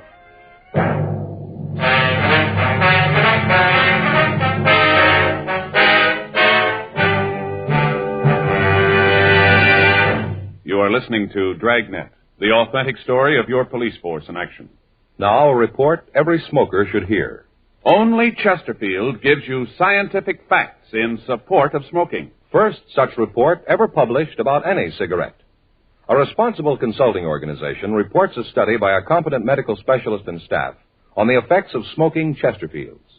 For 6 months, a group of men and women smoked only Chesterfield, 10 to 40 a day, their normal amount. 45% of the group have smoked Chesterfields from 1 to 30 years, for an average of 10 years each. At the beginning and end of the 6 months, each smoker was given a thorough examination, including x-rays, and covering the sinuses, nose, ears, and throat.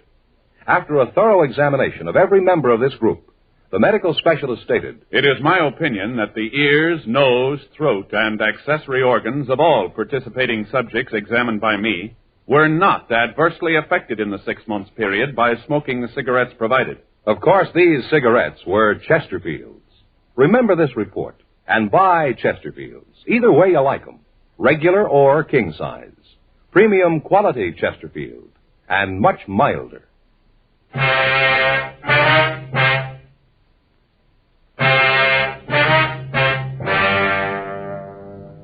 In normal undercover work, the police officer is in constant touch with the men working with him. This is done either by one officer trailing the undercover man or by phone calls to a fellow officer at appointed times. Rarely does the working detective put himself in the position where he doesn't have constant contact with the men he works with. However, in this instance, it appeared to be the only way information and evidence could be obtained. Friday, August 27th, 10:46 p.m. The bartender brought the drinks. Paul Ginner and Jack Potter started asking the questions. From Frisco, huh? Yeah, I'm from San Francisco. Jack and I do some business together, real estate. That's so? Here you're in the management business, huh? Bartender talks a lot, don't he? He knows who to talk to. Tells me you're down here on business. Yeah.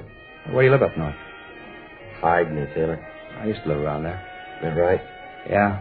Hey, they ever finished that work they were doing at the corner of 3rd and Market? What's that? And the construction they were doing at 3rd and Market. You know, that new dime store, they get it finished? Yeah, they got it finished. It's not at 3rd and Market. Now, what's this all about, Ginter? What are you trying to prove? What? You got any questions to ask about me? Ask me. Don't ask your boy to do it here. You want to check up on me? Talk to somebody who's in San Francisco now. Have him check around. It's all there. I got no worries. When you two get tired of playing games, let me know. I got no time for them now. I'll see you around. Sit down, Arnold. Yeah?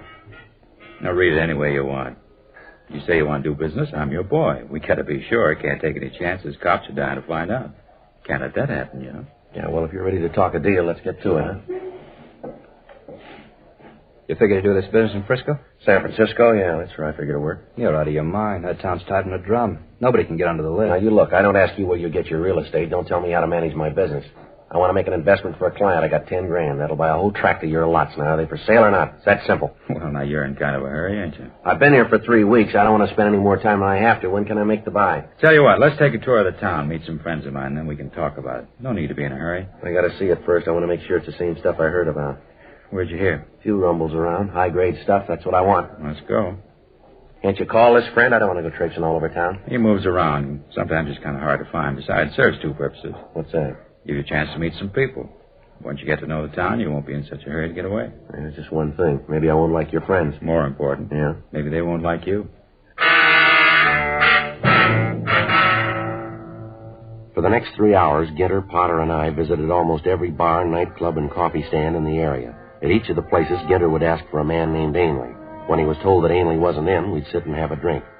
Ginter would call as many people as he knew over to the table, introduce them to me, and then before we left, he'd hold a conference with them at their tables. At several of the places, I saw men who I knew were involved in the narcotics trade, but none of them happened to be close to Ginter. It was obvious what Ginter was trying to do. He was checking me with the people in the business to see if any of them could recognize me or could give them any information about me. Saturday morning, August 28th, 3:14 a.m. We stopped for breakfast. Hey, you want some sugar? No, I take it mine. Okay, how about you, Jack? Yeah, thanks. Looks like it might have been a wild goose chase, huh? I don't know where Ainley could be. Why don't you come off of this, Ginter? Yeah, what do you mean? I'm not a new boy. You're about as subtle as a bulldozer. What's the scoop here? Your friends tell you anything about me? I don't know what you're talking about. Just looking for Ainley. It's as phony as that look you got on your face now. How about it? Do I make the buy or don't I? All right, you make the buy. When? You got the money? I'll have it when the buy comes off. 10,000. That's right. Okay, you can pick up the stuff tomorrow night.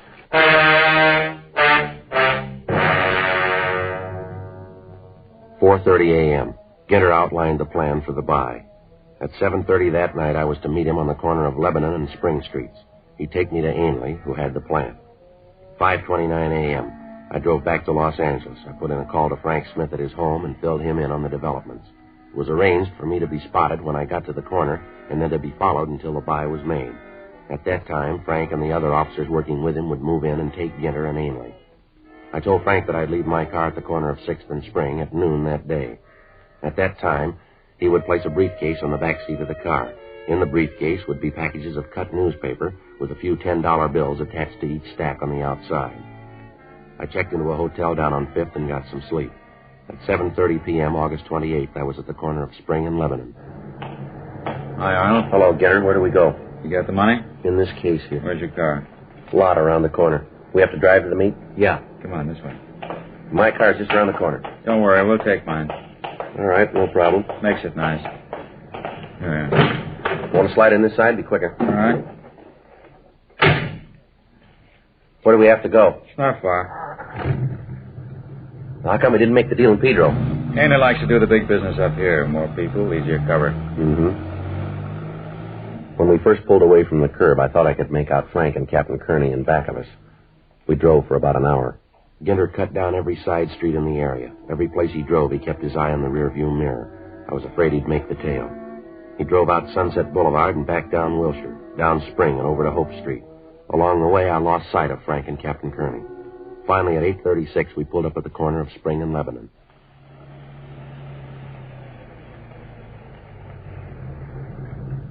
What's the deal, Ginter? This is where we started. Yeah, I just wanted to make sure we didn't have a tail.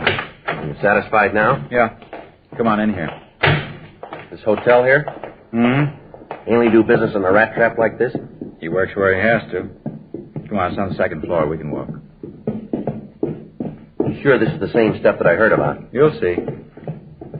Understand, I'm not buying any junk. Don't worry. What we got's good. It's down here.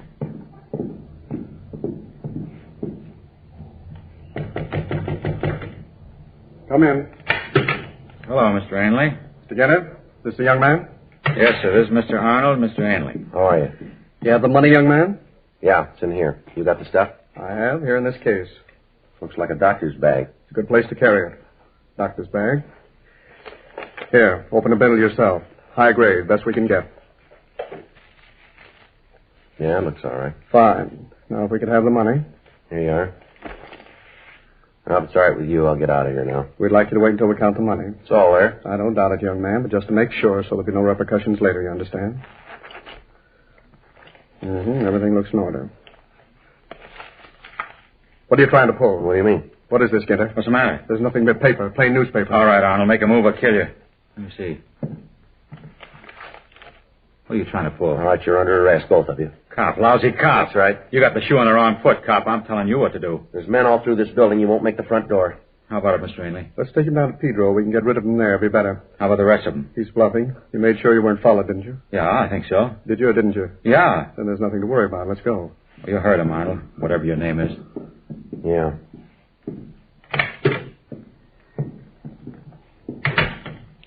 Let's walk down, not too fast. I'm parked out front. Good. All right, this is far enough. Come on, don't stall. Don't cause any trouble. You won't make it. Yeah, you bet. Come on. Now move.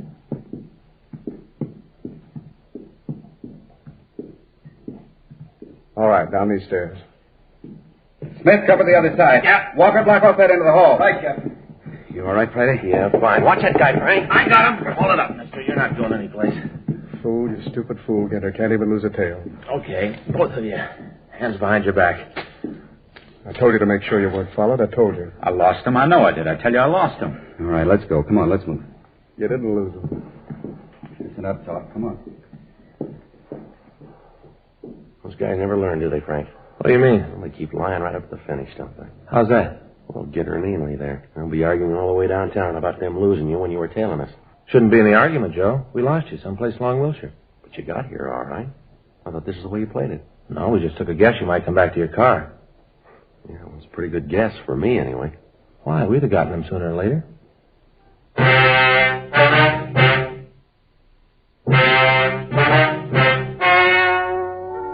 The story you have just heard was true. The names were changed to protect the innocent. On December 9th, trial was held in Department 92, Superior Court of the State of California, in and for the County of Los Angeles. In a moment, the results of that trial. Now, here is our star, Jack Webb. Thank you, George Veneman. Friends, I have just enough time to remind you that Chesterfield is the first cigarette to name all its ingredients. First to give you premium quality in both regular and king size. And first to give you scientific facts in support of smoking. I believe you should change to Chesterfields, either way you like them, regular or king size. And do it today.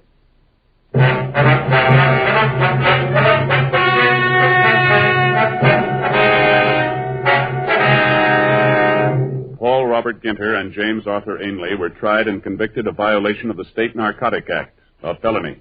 They received sentences as prescribed by law. Violation of the State Narcotic Act, a felony, is punishable by imprisonment in the state penitentiary for a period of not more than 6 years. Ladies and gentlemen, in the next 7 years of bigger and bigger enrollments, America's grade schools will need nearly 250,000 extra teachers, besides those to fill normal vacancies. This great need, plus the growing public interest in education and improvements in schools, make elementary school teaching a more rewarding career than ever, a career that high school and college students should certainly consider. Education holds America's future, perhaps your future.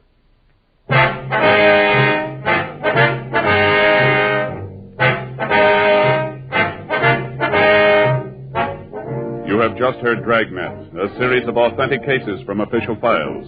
Technical advice comes from the Office of Chief of Police W.H. Parker, Los Angeles Police Department. Technical advisors, Captain Jack Donahoe, Sergeant Marty Wynn, Sergeant Vance Brasher. Heard tonight were Ben Alexander, Whit Connor, Harry Bartell, Lee Marvin. Script by John Robinson. Music by Walter Schumann. Hal Gibney speaking. Sound off for Chesterfields. Either way you like them, regular or king size, Chesterfield gives you the best possible smoke. Much milder Chesterfield. Chesterfield has brought you Dragnet, transcribed from Los Angeles.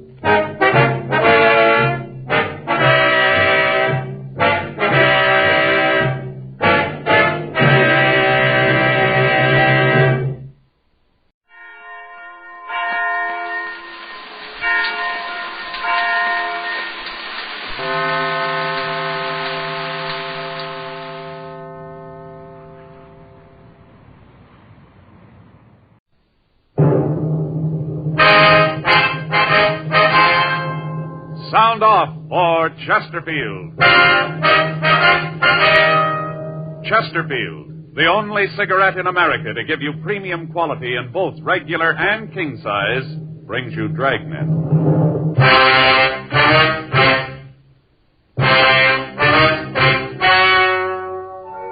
Ladies and gentlemen, the story you are about to hear is true. The names have been changed to protect the innocent.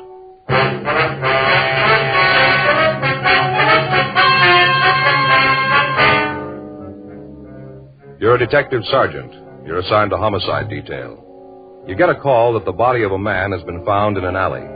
He's been strangled with his own necktie. The body has been robbed. There's no lead to the killer. Your job, find him.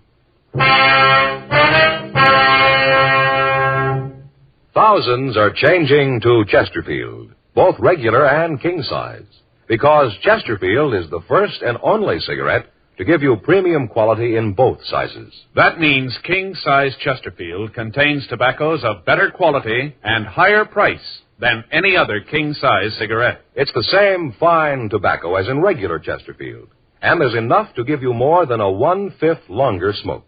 Yes, more than a 1/5 longer smoke from king-size Chesterfield. So remember, Chesterfield is the only cigarette to give you premium quality in both regular and king size. Buy 'em either way you like 'em. Premium quality Chesterfield, and much milder.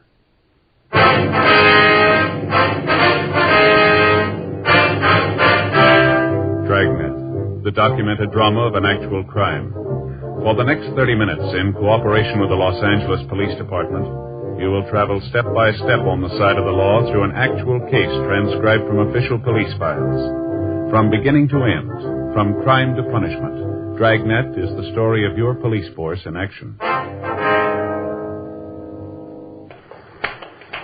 It was Sunday, February 10th. It was cold in Los Angeles. We were working the day watch out of homicide. My partner's Frank Smith. The boss is Thad Brown, chief of detectives. My name's Friday. We'd gotten the call at 8:36 a.m., and it was 8:49 a.m. when we got to the corner of 18th and Winfield, the back alley. Must be it there. Yeah, there's Harper. Sergeant, back here. Hi, Friday, Smith. Harper, where is he? Back here.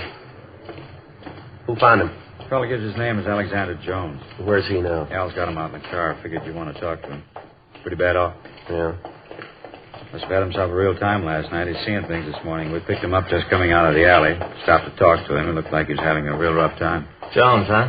Yeah, probably not his real name. I've seen him around here before. Here's the body. Strangled. Yeah, an ambulance is here. Here's a slip. He was DOA. Yeah. See how the tie is pulled up out of the shirt. Looks like he was robbed. Pockets all turned inside out. You want to call the crime lab, Frank? Yeah. Found a couple of footprints over here in the gutter. Heel indentation looks pretty good. Yeah. Put this box over him. I don't know if they'll mean anything. Thought I'd better keep them for you, though. Mm-hmm. It's like the body was dragged back here, doesn't it? Marks in the dirt. Yeah. How about the neighborhood, Harper? Anybody around here see anything? Well, I don't know. There wasn't anybody on the streets when we picked up this Jones guy. Haven't had a chance to canvass the area. Didn't want to leave here, you know. Yeah. Well, we better call the office head and send out a couple of men. Call Lee. He'll be right out. Got him at home. He's sound asleep. Said he'd call the lab and have Alan bring the stuff out, and Lee'd come right here. How about the coroner? He's on his way. Well, I want to call the office, Frank, and get some help checking the stores around, see if anybody heard anything. I used the phone and cigar store on the corner. Guy in there said he opened up about 7:15. Said he didn't know anything about it. Store's back door is right there. See the one with the cigar posters on it? Yeah. All right, come on. I'll call in, and then we can check some of the other places, huh? Right. I'll wait here, Sergeant, until the rest of them come. Fine, thanks, Harper. We'll be in the stores around the street side there. Okay. Let us know when Lee gets here, will you? Yeah. What do you think, Joe? Well, I don't know. The way he's dressed there, good clothes, looked like he had money. Doesn't figure, does it? Yeah. What was he doing down here?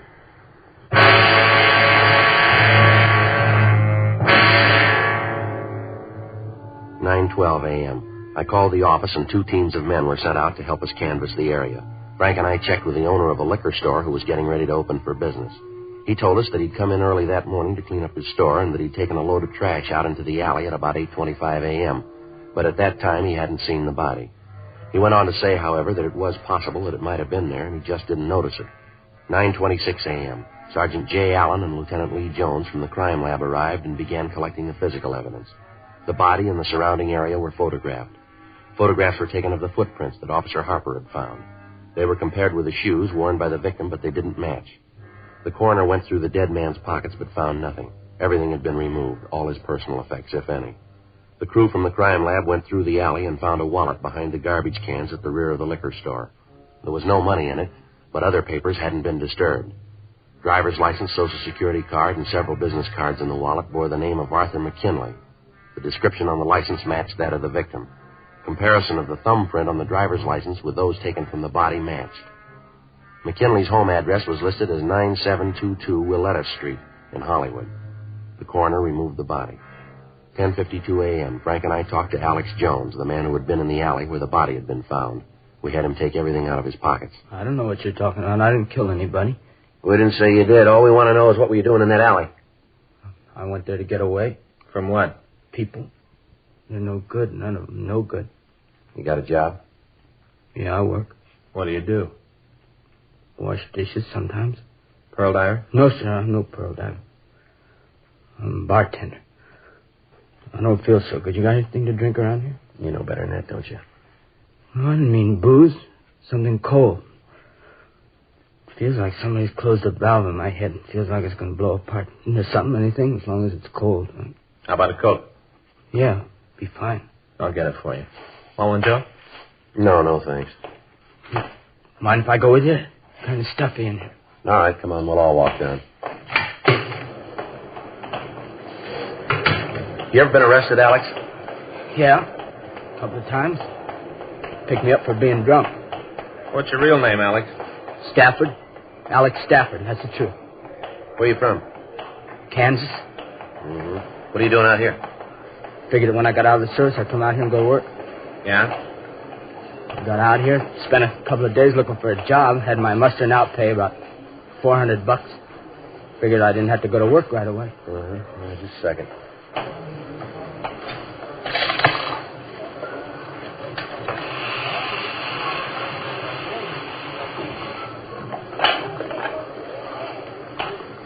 All right, here you go. Thanks. You want one, Frank? No, thanks. I want to check R&I and see if they finished the run on McKinley yet. It's sure cold. Tastes good. Feel better. That's fine. All right, let's go. Frank, see you back at the interrogation room. Okay, Joe. Want to stop at the office, give the coroner's office a call? Yeah. Like I was telling you, I figured that I didn't have to come up with a job right away, so I started to see the town. You know, try to find a place to work where I could maybe do some good. What? Where I could do some good. Where the tips would be good, you know, nice people. Mm-hmm. Well, I went around to the bars, talked to the bartenders, checking around. Each of the places I'd have a drink, you know, just to be sociable. Yeah? It wasn't long before my dough was gone. I was flat broke, kicked out of my room. You can't blame the landlady. She carried me for a couple of months. Finally said I had to go. All right, go ahead. What do you mean when you said that you were running away from people? I got a job yesterday, washing dishes in a restaurant down on Spring. I worked like a dog. When I left last night, they paid me. I guess the boss knew I didn't have any money, no place to sleep. Yeah. I started to find a bed. And then I got to thinking that a drink might make me sleep better. So I stopped at a bar and had a couple. I had a couple more. I guess I fell asleep. Yeah? And anyway, I went into the alley. That one where you found the dead man. I sat down and I went to sleep again. When I woke up, I was walking out when the cop in the car stopped me. Mm-hmm. Look, I didn't know the man was in there. Honest, I didn't. Now, you gotta believe me, because somebody's gotta believe me. I didn't know he was there. Anything? Not on McKinley. Found Alex, reckon. Yeah. Like you said, a couple of drunk arrests, that's all. I told you. Didn't I tell you that? Huh? I got nothing to hide. I didn't even know the man was there. All right, take it easy. Anything from the coroner? Yeah, Joe, I called. Fixes the time of death at about 11:30 last night. Body hasn't been posted yet. All right. You prove where you were at 11:30 last night, can you, Alex? I don't know. I was someplace. Yeah, we know that, but where? Well, I got to think. 11:30. I was still working. I was washing dishes in the place over on Spring. You can prove that, can you? Yeah, sure. The boss, he'll tell you. He saw me. I didn't leave until 12. That's when I left the place. 12 o'clock, he'll tell you. 12 midnight. All right, Alex. Can I go now? Well, we got to put in a call first. Maybe it might be better if we held you over a little while. Why? I haven't done anything. Well, it's against the law to be drunk on the streets. You know that, Alex. Yeah, I guess I do. You're going to put me in jail? No, we're going to have to book you. The judge will decide where you're going to go. Probably be the county work farm. Yeah. It was probably better that way. Give me a chance to get off the booze. Boy, I had it this time. Seeing those things. Just one thing, Sergeant? Yeah? I want to make sure you understand that you really believe me. What's that, Alex? I'm not a dishwasher. I'm a bartender.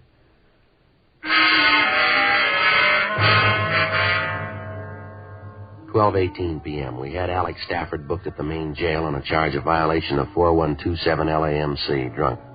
We called the place where he'd been employed and found that he'd been telling the truth about the time he had left the restaurant on Spring Street. 1:36 p.m. We drove out to McKinley's home in Hollywood. It was a small stucco cottage set into the side of a hill. In front of the house, there was a boy's bicycle and a smaller child's wagon. Frank rang the bell and we waited. Yes? Miss McKinley? Yes, that's right. What do you want? Police officers, ma'am. We'd like to talk to you. It's about Arthur, isn't it? Isn't it? It might be better if we talked inside, Mrs. McKinley. All right. Come on in. You have to excuse the way the house looks. I haven't felt like cleaning it up. I've been so worried about Arthur. That's quite all right, ma'am. Now, what is it you want to tell me about him? He's dead, isn't he? You don't have to lie about it. I know he's dead. I spent the whole night thinking about it. You can probably tell I haven't gotten any sleep. I don't want you to lie about it. I want the truth. Arthur's dead, isn't he? Yes, ma'am, he is. I'll have to sit down. Was something we can get for you, Miss McKinley? Water? Something like that? No. Nothing. Why do you say you knew your husband was dead, ma'am? I just knew it, that's all. I can't tell you how. I can't put it into words, but I just knew it, that's all. When he called last night, I knew. What time was that, ma'am? About 6:30. Said he was just leaving the shop and that he was on his way home. It was his birthday. He's going to stop and get some beer and a couple of bottles of bourbon. Mm-hmm. We're having some people in. He said he was going to stop for some things. Then he said he'd be right home. Yes, ma'am. And the children waited up for him till 10 o'clock. That's way past their bedtime. I let them wait up. They had some presents they wanted to give their father. Arthur Jr. had made a wallet and handcraft class at school, all tooled and carved and everything. It's on the table there. Mm-hmm. Little girl got him an ashtray. She picked it out by herself. It's on the table, too. Guess maybe you'll never get it now. I wonder if we could call your family doctor, ma'am. You don't look like you're well. No. I just can't believe it yet. But I know it's true. That's funny, isn't it? I know it's true, but I don't believe it. I know it's true, and I don't believe it. How did it happen? Was it an accident in the car? No, ma'am. He was murdered. Arthur. Arthur, he was murdered? That's right, Miss McKinley. Miss McKinley. There's no Mr. McKinley anymore. He was murdered. I think maybe you better let us call a doctor for you, ma'am. Get you something. No, there's nothing a doctor can do. Nothing anybody can do. Nothing. Who did it, you know? You know who killed him? No, ma'am, we don't. Not yet. You said your husband called you from the shop, ma'am. What shop would that be? It's the florist shop. Our shop. We owned it. He called me from there about 6:30 and said he'd be home. That he was going to stop for some things and then he'd be home. But he wasn't. I knew it. I knew it all night. I thought of what I'd say, what I'd do, how I'd feel, but now none of it fits. None of it seems to matter. Nothing matters much. Nothing. He said he was coming right home. Who's your family doctor, ma'am? What'd you say? Your family doctor, ma'am. Who is he? Dr. Simpkins in Hollywood. Dr. Simpkins, Hollywood, 27083. Want to call him? Yeah. He said he was going to pick up a few things and come right home. My husband Arthur McKinley. You know that, do you? Ma'am? There is no Mr. McKinley anymore, is there?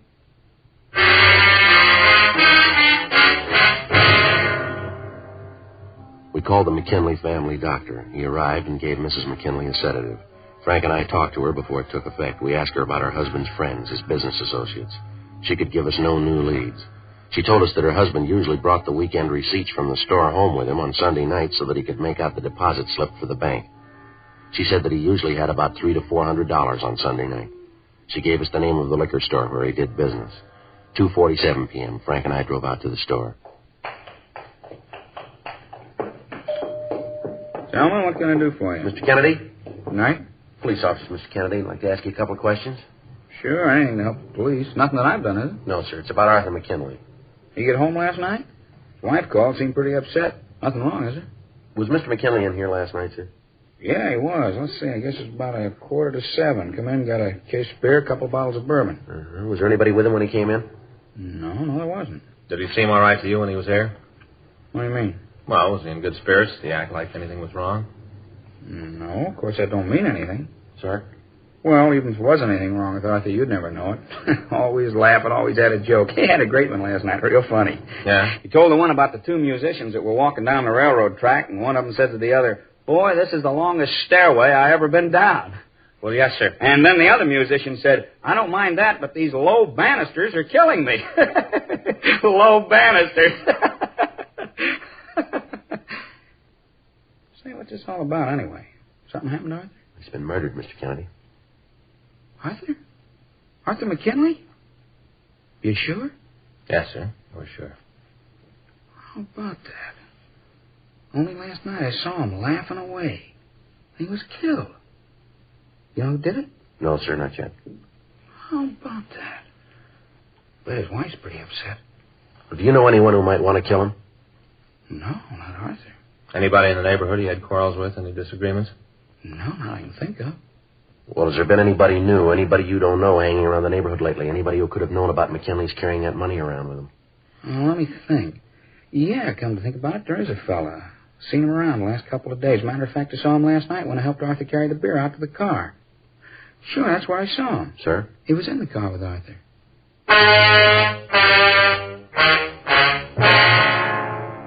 February 10th, 3:50 p.m. We continued to question John Kennedy. He told us that when Arthur McKinley had left the liquor store, he had carried a case of beer out to the car for him. Kennedy said there was a man waiting in the car. The liquor store owner told us that he had seen the man in the neighborhood on several previous occasions, that the man had talked to most of the shopkeepers in the vicinity asking for odd jobs. Kennedy went on to say that he had hired him himself once to wash the front windows of the store. He gave us a complete description, and Frank called it into the office. A local and an APB were gotten out on him. Kennedy was unable to give us his name or tell us where the suspect might live. He agreed to go downtown to the city hall and look through the mug books for us. He called his brother down to take charge of the store, and as soon as he arrived, Kennedy was taken down to the office. 5:17 p.m. We drove back to the McKinley home. Mrs. McKinley had recovered from the initial shock of finding out that her husband was dead. We asked her if she knew where her husband's car was, and she told us that as far as she knew, he had driven it the night before, and that she hadn't seen it since. She gave us the description and license number, and we called it into the office. A broadcast was gotten out on it. We asked Mrs. McKinley to go with us to her husband's store, and she agreed. On a table in back of the store, we found 2 empty beer bottles and a couple of glasses. Latent Prints was called, and they came out and lifted 2 sets of fingerprints from the bottles and the glasses. Crime Lab came out and photographed the place. There was no sign of a struggle, but there was evidence that there had been a party there the night before. We drove Mrs. McKinley back to her home, and at 8:13 p.m., Frank and I checked back into the city hall. Long day, huh, Joe? Yeah, I'm getting a little tired. What do you want to eat tonight? Doesn't make any difference. Go ahead. I get it. Homicide, Friday. Yeah, Dean. Mm-hmm. They did, huh? Who? Oh, let me get that. Yeah, I got it. Okay, thanks, Dean. Yeah, you bet. Good night. It was Bergman. They made the prints on that bottle and glass. Yeah?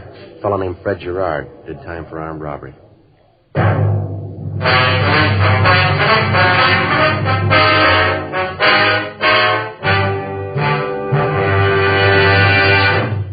You are listening to Dragnet, the authentic story of your police force in action. We like to give you the facts about Chesterfield so you can be your own judge. Chesterfield is the first and only cigarette to give you premium quality in both regular and king size. Chesterfield is the first and only cigarette to tell you what it's made of. The world's best tobaccos, kept tasty and fresh by pure and costly moistening agents, the best that money can buy. And Chesterfield cigarette paper is of the highest purity. Now, Chesterfield is the first and only cigarette to present this scientific evidence on the effects of smoking. A medical specialist is making regular bi-monthly examinations of a group of people from various walks of life. 45% of this group have smoked Chesterfields for an average of 10 years. He reports that he observed no adverse effects on the nose, throat, and sinuses of the group from smoking Chesterfield. Either way you like them, regular or king size, you will find premium quality Chesterfields much milder.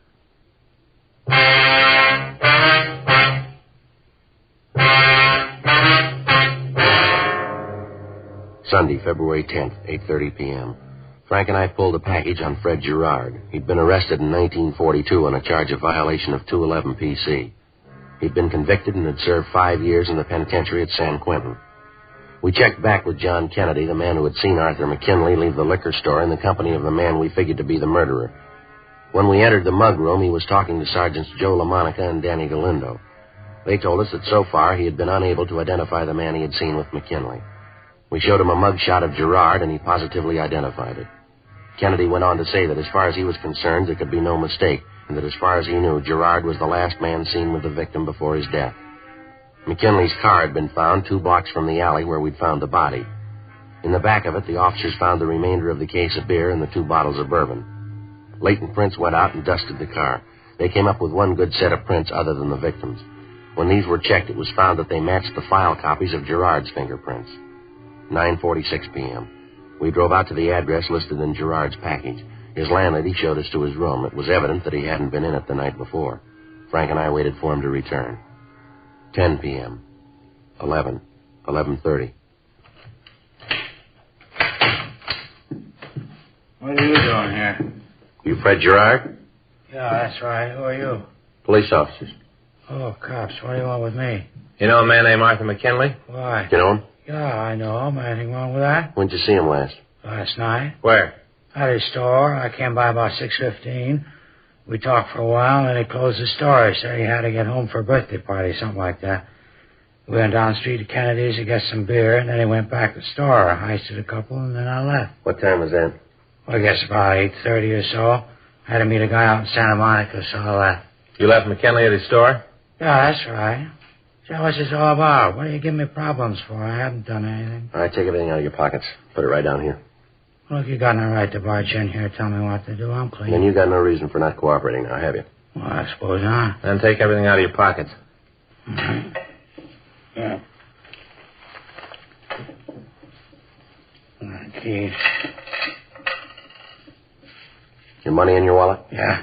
How much you got? I don't know. I have to count it. All right, count it. Let's see. 5, 6, 7, 8 bucks and 6, 7, 8, 9, 92 cents. Canadian penny. Was there anybody with McKinley and you when you were drinking? No, just went in the back of the store to have a beer, a little talk. We got along pretty good. He used to hire me once in a while, clean up the store, sweep out, things like that. Mm-hmm. Yeah. Was he feeling all right when you left him? I guess so. I didn't ask him, but he didn't say anything about it.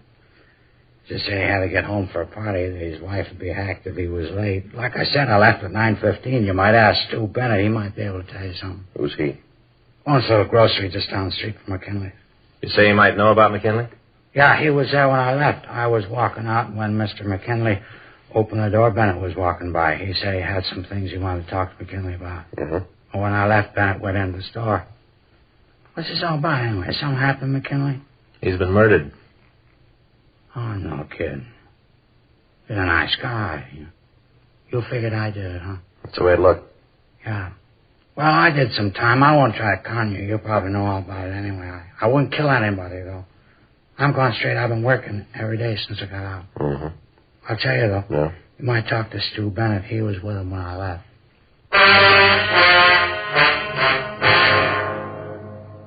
Fred Gerard gave us a complete description of Stuart Bennett. We called the name into R&I, but he had no record. We checked Bennett's store and found a card on the front door that gave his home address. Frank and I drove out to his house. He lived in a new apartment development in the southwest section of town. Monday morning, 12:47 a.m. We rang the bell to his apartment. He's probably asleep. Yeah. Want to try it again? No. Who is it? Like to talk to you. Just a minute. Yeah? Police officers. I'm Frank Smith. This is my partner, Joe Friday. How do you do? Want to come in? Right. Well, what is it you wanted to talk to me about? You know a man named Arthur McKinley? Do you? I knew you'd find out. I knew it right after it happened. Knew it right away. All right, you want to get dressed? Yeah, all right. I came home last night after it happened.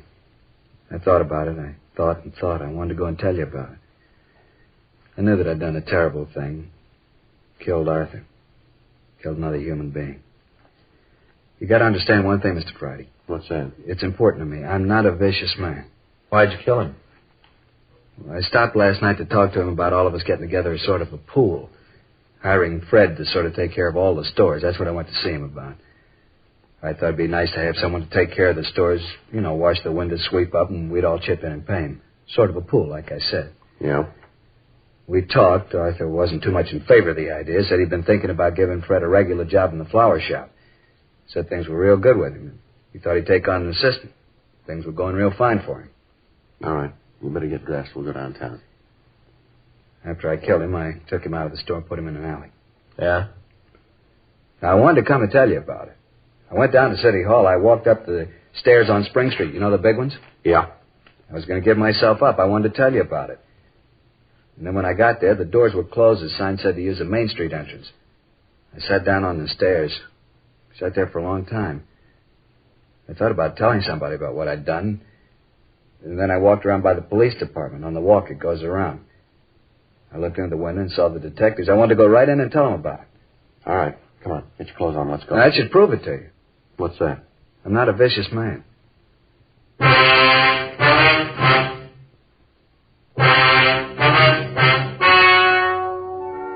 story you have just heard was true.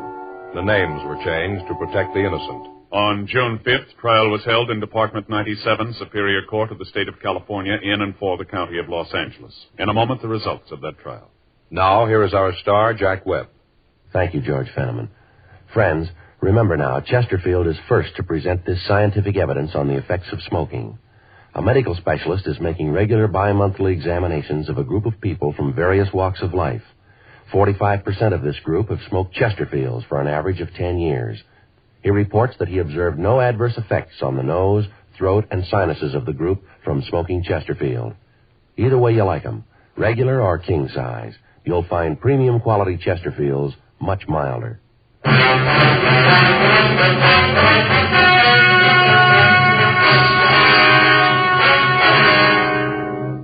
Stuart Carlisle Bennett was tried and found guilty of murder in the first degree. He is now serving his term in the state penitentiary, San Quentin, California.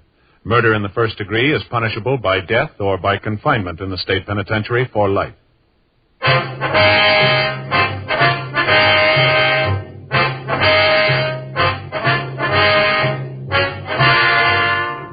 You have just heard Dragnet, a series of authentic cases from official files.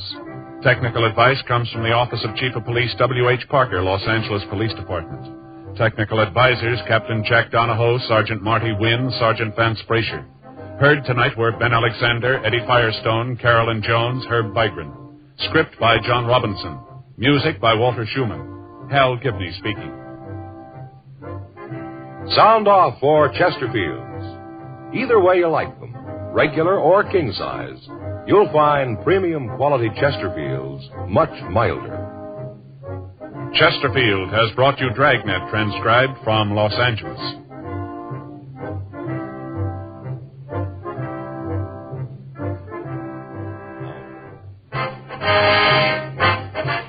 Tonight, more adventure with Barry Craig, confidential investigator, on NBC.